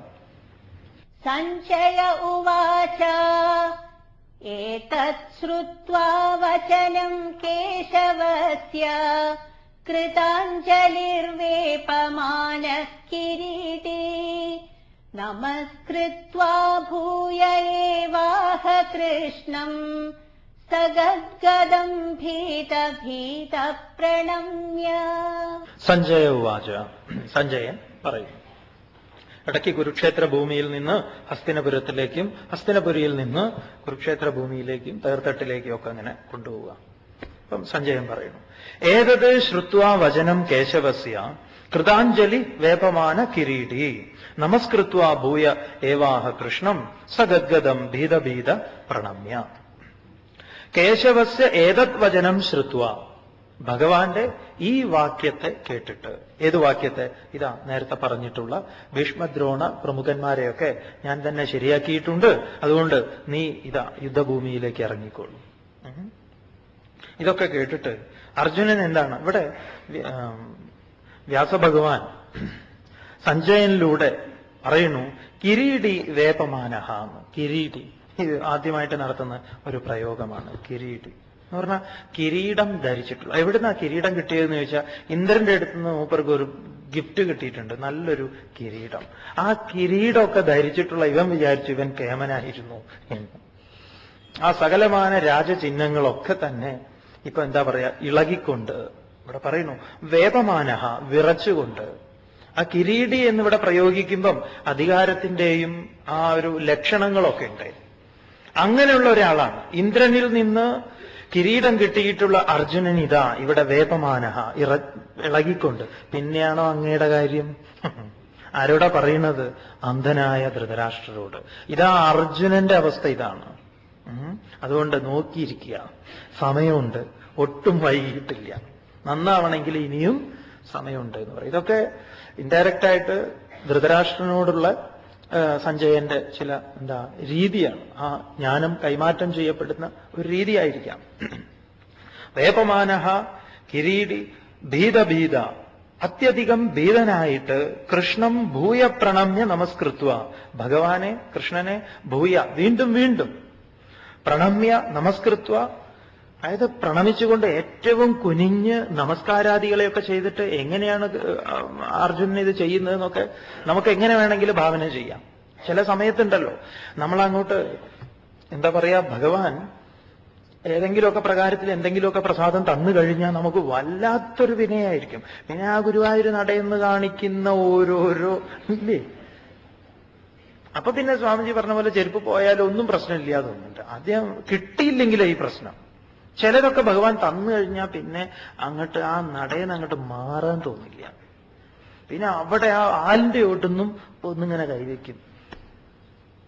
ചിലര് നടന്നു കഴിഞ്ഞാൽ പിന്നെ ആ വഴിക്ക് പോവില്ല. ചിലര് നടന്നു കഴിഞ്ഞാൽ വലിയൊരു അവർക്ക് വലിയൊരു സ്നേഹവും ബഹുമാനവും ഇത്യാദികളൊക്കെ. ഇവിടെ അർജുനൻ ഇതാ നമസ്കാരാദികളും പ്രണാമങ്ങളും ഒക്കെ അർപ്പിച്ച് വീണ്ടും വീണ്ടും അർപ്പിച്ചിട്ട് അധികം അർപ്പിച്ചിട്ട് കൃതാഞ്ജലി, കൈകള് തൊഴുകയോട് കൂടിയിട്ടാണ്. കൈ വേറെ ആയിട്ടില്ല. അതിനു മുമ്പ് കൈയൊക്കെ വേറെ ആയിരുന്നു. ഇപ്പൊ ഈ കൈ ഇങ്ങോട്ട് എടുക്കുന്നില്ല. സഗദ്ഗദം, ഗദ്ഗദത്തോടു കൂടിയിട്ട്. ഉശിരുള്ള വാക്കുകളൊക്കെ പോയിട്ടുണ്ട്. ഗദ്ഗദത്തോടുകൂടി ഏവം ആഹ, ഇപ്രകാരം പറഞ്ഞു. ഗദ്ഗദത്തോടുകൂടി ഇതുപോലെയൊക്കെ ഗദ്ഗദം വന്ന് ആ വിശ്വേശ്വരനോട് പറയാനുള്ള ഒരു സംസ്കാരം നമ്മുടെയൊക്കെ ഉള്ളിൽ ഉണ്ടാകട്ടെ. അതാണ് വ്യാസൻ ഈ ഗീതാ പഠനത്തിലൂടെ, ശ്രവണത്തിലൂടെ, മനനത്തിലൂടെ ലോകത്തിന് കൈവരേണ്ടത് എന്ന് ആഗ്രഹിക്കുന്നുണ്ട്. നോക്കാം എന്താണ്. അർജുന ഉവാച സ്ഥാനേ ഹൃഷീകേശ തവ പ്രകീർത്യാ ജഗത്പ്രഹൃഷ്യത്യനുരജ്യത്തെ ച രക്ഷാംസി ഭീതാനി ദിശോ ദ്രവന്തി സർവേ നമസ്യന്തി ച സിദ്ധസംഘാഃ. അർജുന ഉവാച, അർജുനൻ പറയുന്നു ഭഗവാനോട്, സ്ഥാനേ ഹൃഷീകേശ തവ പ്രകീർത്തിയ ജഗത് പ്രഹൃഷ്യതി അനുരജ്യതേ ച രക്ഷാംസി ഭീതാനി ദിശോ ദ്രവന്തി സർവേ നമസ്യന്തി ച സിദ്ധസംഘാഹ. ഹേ ഋഷികേശ, അല്ലയോ ഭഗവാനെ, ഋഷികാണാം ഈശഃ, ഇന്ദ്രിയങ്ങളുടെ മുഴുവൻ നാഥനായ ബോധസ്വരൂപനായിട്ടുള്ള ഭഗവാനെ, തവ പ്രകീർത്തിയ, അങ്ങയുടെ കീർത്തി കൊണ്ട്, പ്രകീർത്തി കൊണ്ട് ജഗത് പ്രഹൃഷ്യതി, ജഗത്ത് സന്തോഷിക്കുന്നു. അങ്ങയുടെ കീർത്തി കൊണ്ട് ഈ പ്രപഞ്ചം സന്തോഷിക്കുന്നു. പ്രപഞ്ചത്തിന്റെ, ഈ ലോകത്തിന്റെ സന്തോഷം ഭഗവത് കീർത്തി കൊണ്ടാണ് എന്നറിയാം. വേറെ ഒരു നിശാ ക്ലബിനും തരാൻ പറ്റുന്നതല്ല സന്തോഷം. ആദ്യം അറിയേണ്ടുന്നത് അതാണ്. അനുരജ്യതേച്ച, അതിൽ അങ്ങേയറ്റം ആമഗ്നമായി അനുരജിക്കുകയും ചെയ്യുന്നു എന്ന് പറയാം. സ്ഥാനേ, അത് യുക്തം തന്നെ ഭഗവാനെ. അത് എനിക്ക് വളരെ ബോധിച്ച കാര്യം. അത് അങ്ങേയറ്റം യുക്തം തന്നെ. രക്ഷാംസി ഭീതാനി ദിശ ദ്രവന്തി. രക്ഷാംസി, രക്ഷസ്സുകള്, ഇതൊക്കെ നമ്മൾ നേരത്തെ കണ്ട രക്ഷസ്സുകള്, പിന്നെ സിദ്ധന്മാര് ഇത്യാദി ആളുകളൊക്കെ, ഇവരൊക്കെ രക്ഷാംസി, രക്ഷസ്സുകൾ ഭീതാനി ദിശ ദ്രവന്തി, ഭയപ്പെട്ടവരായിട്ട് ദിക്കുകളിലേക്ക് ഓടുന്നു. അങ്ങയെ പേടിച്ചുകൊണ്ട് ഓടുകയാണ്. ഉപനിഷത്തില് ഭീഷാസ്മാത് വാദപ്പവതേ ഭീഷോദേതി സൂര്യ ഭീഷാസ്മാത് അഗ്നിശ്ച ഇന്ദ്രശ്ച മൃത്യു ധാവത പഞ്ചമ ഇതി. അഞ്ചാമനായ മൃത്യു ഓടിക്കൊണ്ടാണ് പണിയെടുക്കുന്നത്. അതുകൊണ്ടാണ് അദ്ദേഹം ഇടയ്ക്കിടയ്ക്ക് ഓടി ഓടി ഓരോ വഴിക്ക് വരുന്നത്. അദ്ദേഹം ഇടയ്ക്ക് വല്ലാതെ മടിയനാവും. ആ സമയത്ത് പെട്ടെന്ന് ഈ എല്ലായിടത്തും ഓടിയെത്താൻ വിഷമാവുമ്പോൾ എന്ത് ചെയ്യുമെന്നറിയോ? ഒറ്റയടിക്ക് കുറെ ആളുകളെയൊക്കെ, ഒരു ട്രെയിനൊക്കെ അങ്ങോട്ട് മറച്ചിട്ടിട്ട് കുറച്ച് ആളുകളെ ഒരുമിച്ച് അങ്ങോട്ട് എടുക്കും. അപ്പം ഓടിക്കൊണ്ട് അവരൊക്കെ ഓരോന്ന് ചെയ്യുന്നു. സൂര്യൻ ഭയപ്പെട്ടുദിക്കുന്നു. ഭയപ്പെടുക എന്ന്, ഇവിടെ ഓടുക എന്ന് പറഞ്ഞാൽ വേറെ നിർവാഹമൊന്നുമില്ല. ഭഗവാൻ ഇതിന് മുൻപ് വേറൊരു പ്രകാരത്തിൽ പറഞ്ഞിട്ടുണ്ട്. അത് അർജുനൻ മനസ്സിലാക്കിയതാ. കാര്യദേഹി അവശകർമ്മ സർവപ്രകൃതി ജൈഗുണൈഹി നഹി കശ്ചിത് ക്ഷണമപി. ഒരു ക്ഷണനേരം പോലും ഇവിടെ ഒന്നും തന്നെ കർമ്മം ചെയ്യാതെ ഇരിക്കുന്നില്ല അർജുന എന്ന് പറഞ്ഞത് ഇപ്പൊ ബോധ്യമായിട്ട് തിരിച്ചു പറയുകയാണ്. അതുകൊണ്ട് ഭഗവാനെ, എല്ലാവരും നാല് വഴിക്ക് ഓടിയിട്ട് അങ്ങയെ പേടിച്ചുകൊണ്ട് ഓരോരുത്തരും ഓരോ പണി ചെയ്യുന്നുണ്ട്. ഈ ഒരിക്കലും ഒരു ഓഫീസിൽ ഒരാൾ ഈ ആളുകൾ ഇങ്ങനെ കാണാൻ വരുവേ, അതിന്റെ ബോസിനെ സംഭാവനയ്ക്കും അതിനും ഇതിനുമൊക്കെ. അപ്പൊ അവിടെ ഇരിക്കുന്ന സ്റ്റാഫിനോട് പറഞ്ഞു, ഇതിനകത്ത് ഞാനുണ്ട് എന്ന് പറയണ്ട, ഞാനുണ്ട് എന്ന് പറയണ്ട. അങ്ങനെ ശരി എന്ന് പറഞ്ഞിട്ട് അവരവിടെ ഇരുന്ന് അവർ ജോലി ചെയ്യുന്നു. അപ്പോഴാണ് ഒരാൾ വന്നത് ഇദ്ദേഹത്തിനെ കാണാൻ, സംഭാവനക്കാരനാണ്. അപ്പൊ വന്നിട്ട് ഇദ്ദേഹം ഉണ്ടോ എന്ന് ചോദിച്ചു. അപ്പൊ ഇവര് പറഞ്ഞു ഇല്ല എന്ന് പറഞ്ഞു. അപ്പൊ അദ്ദേഹം ഒന്ന് മാറിയിരുന്നു. അപ്പൊ മാറി അവിടെ ഇരുന്നു. അവിടെ ഇരിക്കാനുള്ള സ്ഥലമാണ് ആളുകൾക്ക്. എപ്പം വരും, വന്നിട്ടേ ഞാൻ പോവുള്ളൂ എന്ന മട്ടിൽ അദ്ദേഹം അവിടെ ഇരുന്നു. അത് ബോസ് പറഞ്ഞിട്ടില്ല എത്ര നേരം ഒരാളെ ഇരുത്തണം എന്ന്. അതുകൊണ്ട് അദ്ദേഹം ഓരോ വീക്കിലിയൊക്കെ എടുത്ത് ഇങ്ങനെ നോക്കുക. അപ്പൊ അവിടെ കുറച്ച് പേരുണ്ട്. അപ്പൊ അവരെയൊക്കെ ഇദ്ദേഹം ഒന്ന് ശ്രദ്ധിച്ചു. ഏതായാലും ഇദ്ദേഹം അവിടുന്ന് എഴുന്നേൽക്കുന്നില്ല എന്ന് പറയാം. അവസാനം അകത്തിരിക്കുന്ന ആൾക്ക് മനസ്സിലായി ഇവൻ എഴുന്നേൽക്കുന്ന ലക്ഷണമില്ല. ഞാൻ ഇവിടെ ഉണ്ട് എന്ന് ഇവൻ മനസ്സിലാക്കിയിട്ടുണ്ട്. അതെങ്ങനെയെന്ന് എനിക്കറിയാം. അതുകൊണ്ട് അവനെ വിളിപ്പിച്ചു, ചോദിച്ചു, എന്താ? ഞാൻ എന്തു പറഞ്ഞു? എൻ്റെ അസിസ്റ്റന്റ് അവർ പറഞ്ഞു അങ്ങ് ഇവിടെ ഇല്ല.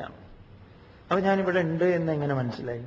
അതെനിക്ക് അവരെ കണ്ടറിയാം. അവർ വളരെ നന്നായി പണിയെടുക്കുന്നുണ്ട്. അങ്ങ് ഇവിടെ ഇല്ലെങ്കിൽ അവർ അതിൽ ഇതിലൊക്കെ നടക്കും. അതുകൊണ്ട് അർജുനന് മനസ്സിലായി കാര്യങ്ങൾ അങ്ങേ പേടിച്ചുകൊണ്ട് ആളുകൾ ഓടുന്നു. ഞാൻ വിചാരിച്ചു എന്താ ഈ ഓട്ടം? നോക്കുമ്പോ എന്താ, അങ്ങേ ഭയന്നിട്ടാണ്. ഇവരൊക്കെ ഈ സിദ്ധന്മാരും അവരും ഇവരും എല്ലാവരും സർവേ സിദ്ധസംഘാഹ, സകല സിദ്ധ സമൂഹങ്ങളും നമസ്യന്തി, അങ്ങേ നമസ്കരിക്കുന്നു. അങ്ങേ നമസ്കരിക്കാത്തവരായിട്ട് ആരും തന്നെ ഇല്ല എന്ന് പറയാം.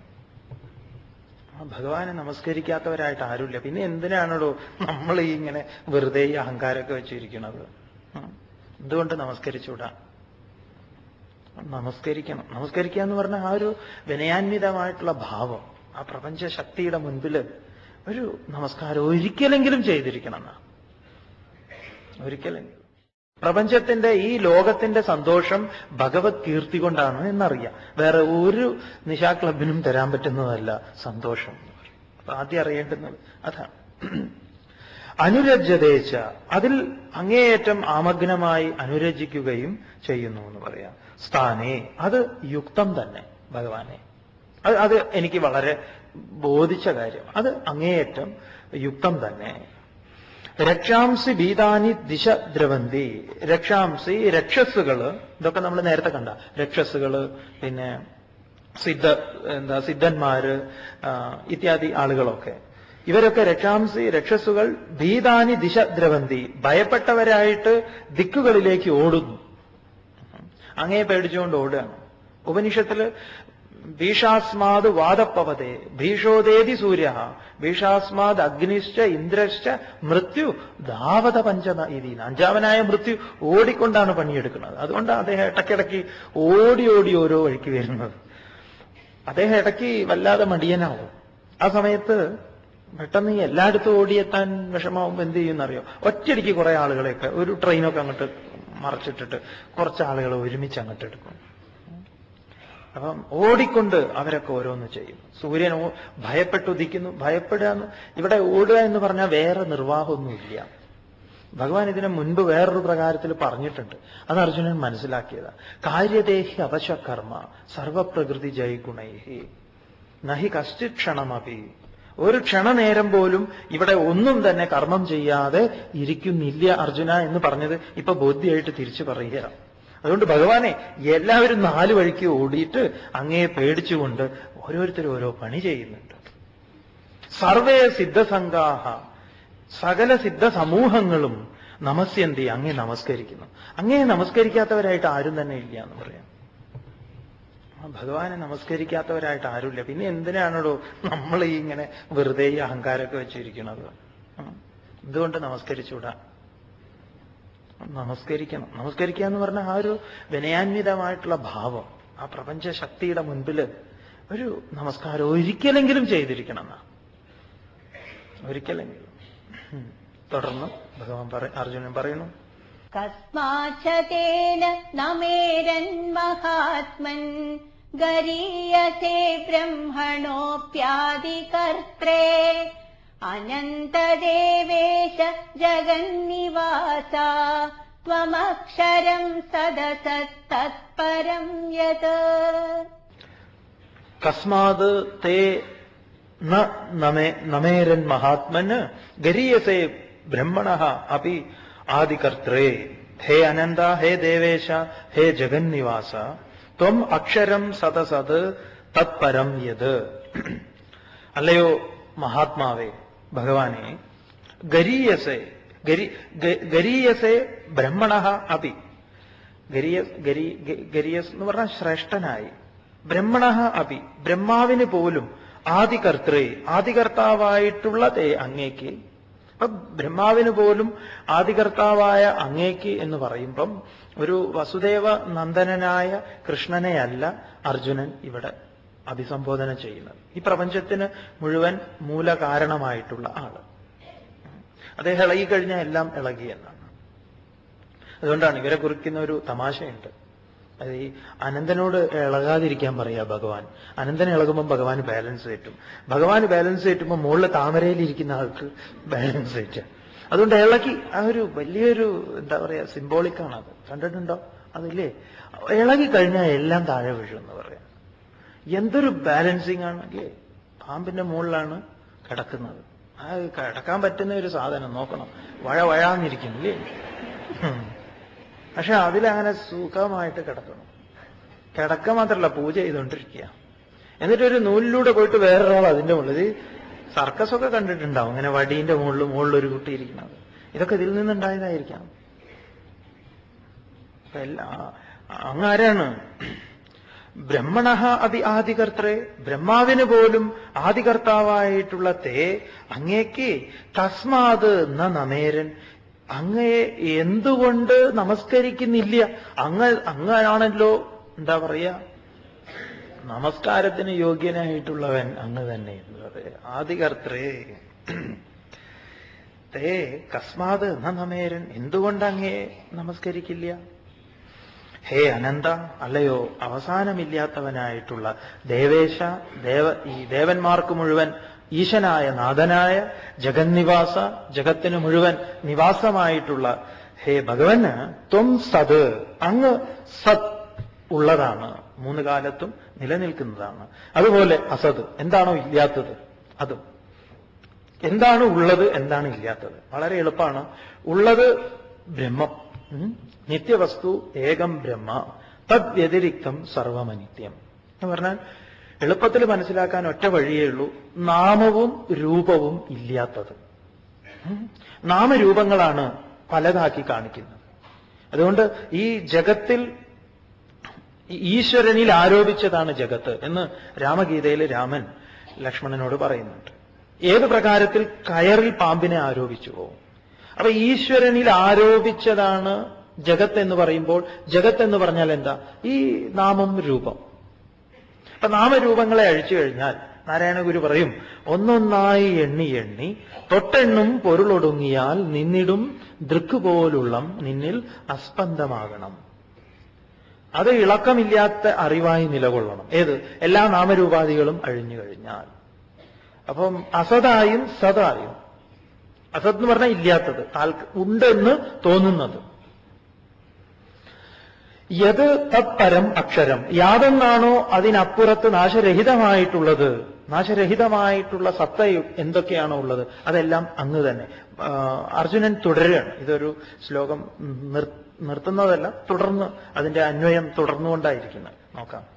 ത്വമാദിദേവ പുരുഷ പുരാണഃ ത്വമസ്യ വിശ്വസ്യ പരം നിധാനം വേത്താസി വേദ്യം ച പരം ച ധാമ ത്വയാ തതം വിശ്വമനന്തരൂപ.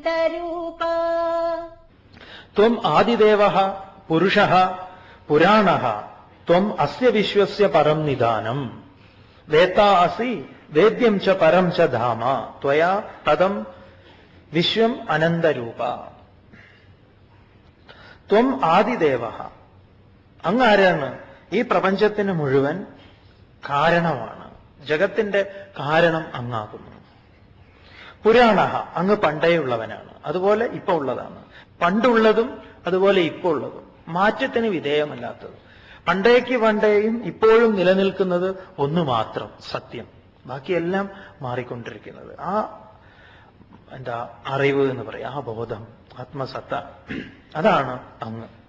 ബാക്കിയെല്ലാം മാറ്റത്തിന് വിധേയമാണ്, മാറിക്കൊണ്ടിരിക്കുന്നു. ഇത് പണ്ടേക്ക് പണ്ട്, അതുപോലെ ഇപ്പോഴും നവം നവം എന്ന് പറയാം. അങ്ങ് പുരാണഃ പുരുഷഃ, അങ്ങ് പരിപൂർണനാണ്. കാരണം അങ്ങേ പൂർണ്ണനായി ഞാൻ കണ്ടു കഴിഞ്ഞു.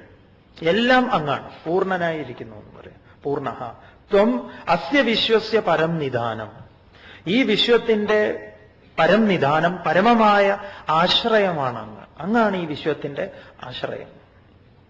വേത്ത, അറിയുന്നവൻ. വേദ്യം, അറിയേണ്ടവൻ.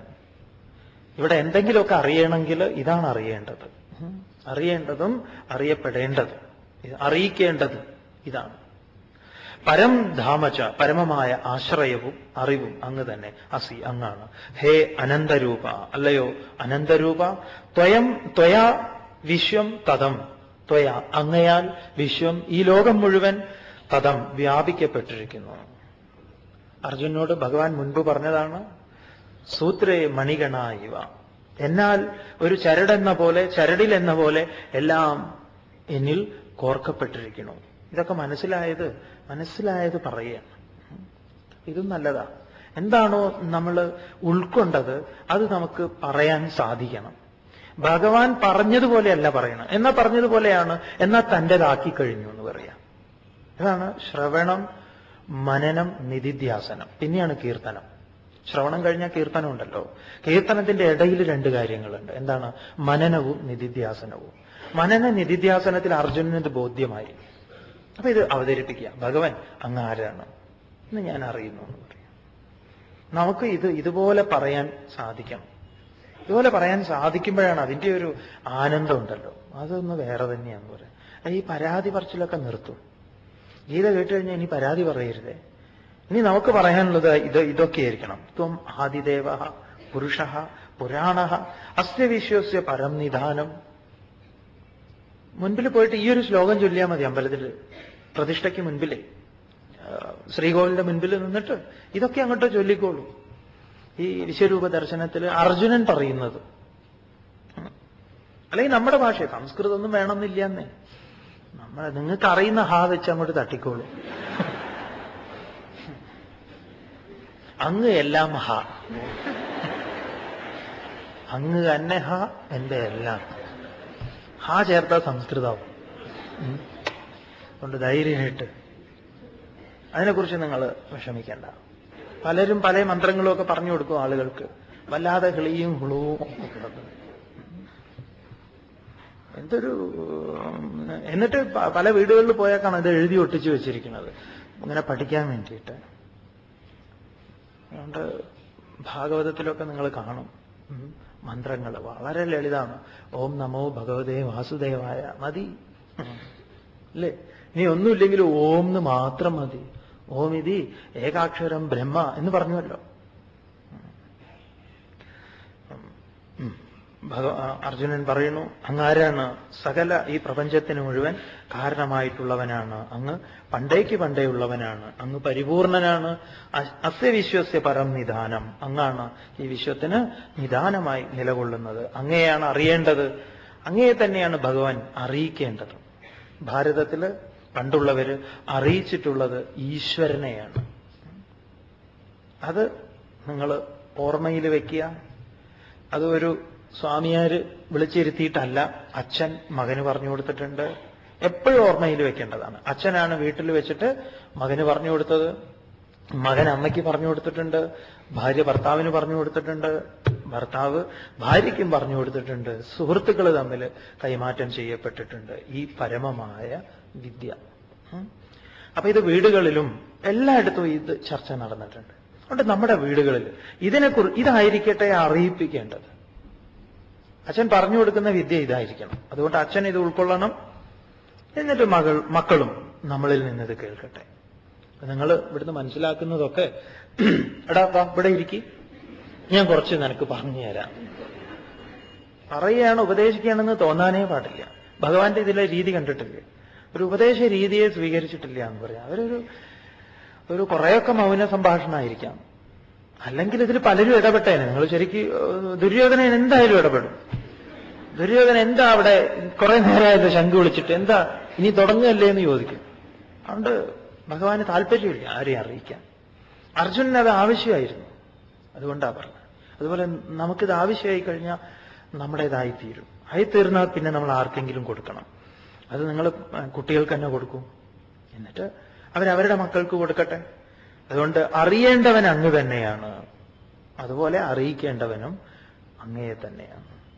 തുടർന്ന് വായുര്യമോഗ്നിർ വരുണഃ ശശാങ്കഃ പ്രജാപതിസ്ത്വം പ്രപിതാമഹശ്ച നമോ നമസ്തേസ്തു സഹസ്രകൃത്വഃ പുനശ്ച ഭൂയോപി നമോ നമസ്തേ. വിശ്വരൂപ ദർശനം, വിശ്വരൂപ ദർശന ശ്രവണം നമ്മളിൽ എന്ത് സംസ്കാരത്തെ ഉണ്ടാക്കി എന്നറിയാൻ ഈ ശ്ലോകം ഒന്ന് പഠിക്കുന്നത് നല്ലതാണ്. നിങ്ങളുടെ ഇനിയുള്ള കാഴ്ച ഭഗവാൻ അർജുനൻ പറയുന്നു, വായുഹു യമഹ അഗ്നിഹി. വായു കാറ്റ്, യമഹ കാലം, അഗ്നി അഗ്നി, വരുണഃ വരുണൻ, ശശാങ്കഃ ചന്ദ്രൻ, പ്രജാപതി ബ്രഹ്മാവ്, പ്രപിതാമഹ പ്രപിതാമഹന്മാര്, പ്രപിതാമഹൻ, ത്വം ഏവ എല്ലാം അങ്ങ് തന്നെ. ഇപ്പോ ചന്ദ്രനെ കാണുമ്പം നമുക്ക് ഏത് മനോഭാവം ഉണ്ടായിരിക്കണം? സൂര്യനെ കാണുമ്പം നിങ്ങൾ ദിവസവും അഗ്നി കാണുന്നില്ലേ? ആരാ പറഞ്ഞു ഈശ്വരനെ കാണുന്നില്ല, ഈശ്വരനെ കാണുന്നില്ല? ദിവസവും ലൈറ്റ് കത്തിക്കുന്നില്ല ഇങ്ങനെ പിഷ്കാന്നാക്കിയിട്ട്? ഇതെന്തൊരു ഇതാണ്, കത്തുന്നില്ല ഇല്ലേ? ഏറ്റവും കൂടുതൽ ഈശ്വരനുമായി സമ്പർക്കത്തിൽ കഴിയുന്നവരാരാന്ന് വെച്ചാൽ അമ്മമാര് തന്നെ. ഇവരഗ്നിഹോത്രികൾ അത് വേറെ. അതെ, അവര് തീപ്പെട്ടിയൊക്കെ കയ്യിൽ കൊണ്ട് നടക്കുന്നുണ്ട്. അതിലുപരി നമ്മളാണല്ലോ അഗ്നി സമ്പർക്കം ചെയ്യുന്നവര്. അതാരാണ്? അങ്ങാണ്. ഓ ഇന്ന് അമ്പലത്തിൽ പോകാൻ പറ്റിയില്ലല്ലോ, എന്റെ ഈശ്വര കൃഷ്ണ എന്നോട് ക്ഷമിക്കണേ. ഇതേ അങ്ങ് തന്നെയല്ലേ ഇരിക്കുന്നത്. വിശ്വരൂപം കേട്ട് ഇത് ഉൾക്കൊണ്ട് കഴിഞ്ഞാൽ ആ അഗ്നി കാണുമ്പോൾ നമുക്ക് വലിയ, ഇനിയിപ്പോ ഗ്യാസും തുറന്നു വെച്ച് ഇങ്ങനെ നോക്കിയിരിക്കണ്ട, അവസാനം അത് വലിയ പ്രശ്നമാവും. ചിലപ്പോ അങ്ങനെയൊക്കെയാ നമ്മളെ, ഇതിങ്ങനെ നോക്കിക്കൊണ്ടിരിക്കും. അപ്പൊ അത് ബുദ്ധിമുട്ടാണ്, അതൊരു നാഷണൽ വേസ്റ്റാണ്.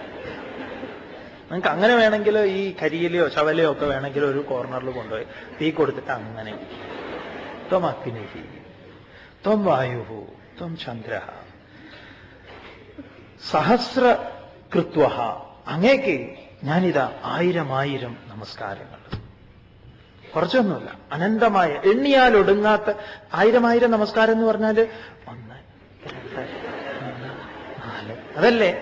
നമുക്കെല്ലാം നമ്മൾ ഈ യാന്ത്രികമായി കഴിയും. കാരണം നമ്മൾ ഗായത്രി ജപിക്കുമ്പോൾ കല്ലെടുത്ത് വെക്കുമല്ലോ, പിന്നെ ഒരു കല്ല് പോയാൽ ആകെ പ്രശ്നമായി അല്ലേ. 1000 എന്ന് പറയുമ്പം ഇതാ എന്റെ എല്ലാ പ്രവൃത്തികളും, എന്റെ പ്രാണൻ അങ്ങേക്കുള്ള നമസ്കാരമാണ്, ഞാൻ നടക്കുന്നത് അങ്ങയുടെ നമസ്കാരമാണ്, എന്റെ എല്ലാം അങ്ങേക്കുള്ള നമസ്കാരമാണ്. അതുകൊണ്ട് നമഃ നമഃ അസ്തു, ഭഗവൻ അങ്ങേക്ക് അധികം നമസ്കാരം. ഭൂയഃ അപി പുനഃ ച തേ നമഃ. ഓ, എന്തൊരു ഇതാണ് എന്താ പറയുക, വിനയാന്വിതമായ നമസ്കാരാന്വിതമായിട്ടുള്ള ഒരു ജീവിതം എന്ന് പറയുന്നത്. ചിലരുണ്ട് നമസ്കാരം കാണുമ്പോൾ തന്നെ ദേഷ്യം പിടിക്കും. അതൊരു വല്ലാത്തൊരു സ്വാമി പറയുന്നത് ഈ യാന്ത്രികമായിട്ടുള്ള ദണ്ഡ നമസ്കാരമല്ല, അതൊരു സമീപനം. ഈ വിശ്വത്തെ നോക്കുന്നതിൽ, ഒരു പൂവിനെ കാണുന്നതിൽ, അഗ്നിയെ കാണുന്നത്, സൂര്യനെ കാണുന്നത്, ഈ വിശ്വത്തെ മുഴുവൻ കാണുന്നത് അത്തരത്തിലായിരിക്കണം. അതുകൊണ്ട് അഹങ്കാരത്തോടു കൂടിയല്ല എന്ന് പറയും. ആ ഒരു എന്താ പറയുക, വിദ്യ കൊണ്ടുള്ള വിനയമുണ്ടല്ലോ, അതിനെയാണ് ഇവിടെ പറഞ്ഞത്. അധികം അങ്ങേക്ക് നമസ്കാരം. ഇത് നിങ്ങൾ നോക്കൂ, പുതിയ ശ്രോതാക്കളൊക്കെ വളരെ ശ്രദ്ധിക്കുക. വരും നാളുകൾ, വരും ദിവസങ്ങൾ, ഇന്നലെ കണ്ട ചന്ദ്രനാണോ ഇന്ന് ഞാൻ കാണുന്നത്? ഇന്നലെ കണ്ട സൂര്യനാണോ ഇന്ന് ഞാൻ കാണുന്നത്? ഇന്നലെ കണ്ട അഗ്നിയാണോ? ഒരു പുതിയ മാറ്റം അല്ലെങ്കിൽ ഒരു നമസ്കാരം തോന്നുന്നുവെങ്കിൽ രക്ഷപ്പെട്ടു എന്ന് പറയാം. ഗുരു അനുഗ്രഹം, ശാസ്ത്ര അനുഗ്രഹമൊക്കെ നമ്മിലിങ്ങനെ പ്രകടമാകാൻ തുടങ്ങി. അല്ലാതെ നിങ്ങൾ ഇടയ്ക്കിടയ്ക്ക് കണ്ണാടി നോക്കിയിട്ട് എന്റെ ഇവിടെ ഒരു ചൈതന്യമില്ല, ഒരു ഓറ ഗീത കേട്ടിട്ട് അതൊന്നും ഉണ്ടാവില്ല, ഉള്ളതില്ലാതെയാവുകയുള്ളൂ. അങ്ങനെ ആരോ പറഞ്ഞിട്ട് ഒരു ട്രില്യൺ ക്യാമറ കിട്ടിയാൽ ഒന്ന് നോക്കണമായിരുന്നു. അത് വേറെ, വിഗ് വെക്കുന്നതിന് മുമ്പ്, വിഗ് വെച്ചതിന് ശേഷം, ഗീത കേൾക്കുന്നതിന് മുമ്പ് ഒരു ഫോട്ടോ, ഗീത കേട്ടതിന് ശേഷം 108 ദിവസമൊക്കെ കാഴ്ചപ്പാടിലാണ്. ഇന്നലെ കണ്ട സൂര്യനല്ല, ഞാൻ വിശ്വരൂപത്തിൽ നിന്ന് ഞാൻ മനസ്സിലാക്കിയ സൂര്യൻ. ഇതാ സൂര്യൻ നാരായണൻ, ഇതാ ചന്ദ്രൻ, അഗ്നി, ജലം, വായു, പൃഥ്വി, എല്ലാം തന്നെ. ഭൂയ ഭൂയ തേ നമഃ, വീണ്ടും വീണ്ടും അങ്ങേക്ക് നമസ്കാരം. അർജുനൻ വീണ്ടും ഭഗവാനോട് ചിലതൊക്കെ പറയുന്നുണ്ട്. നമുക്കത് നാളെ കാണാം.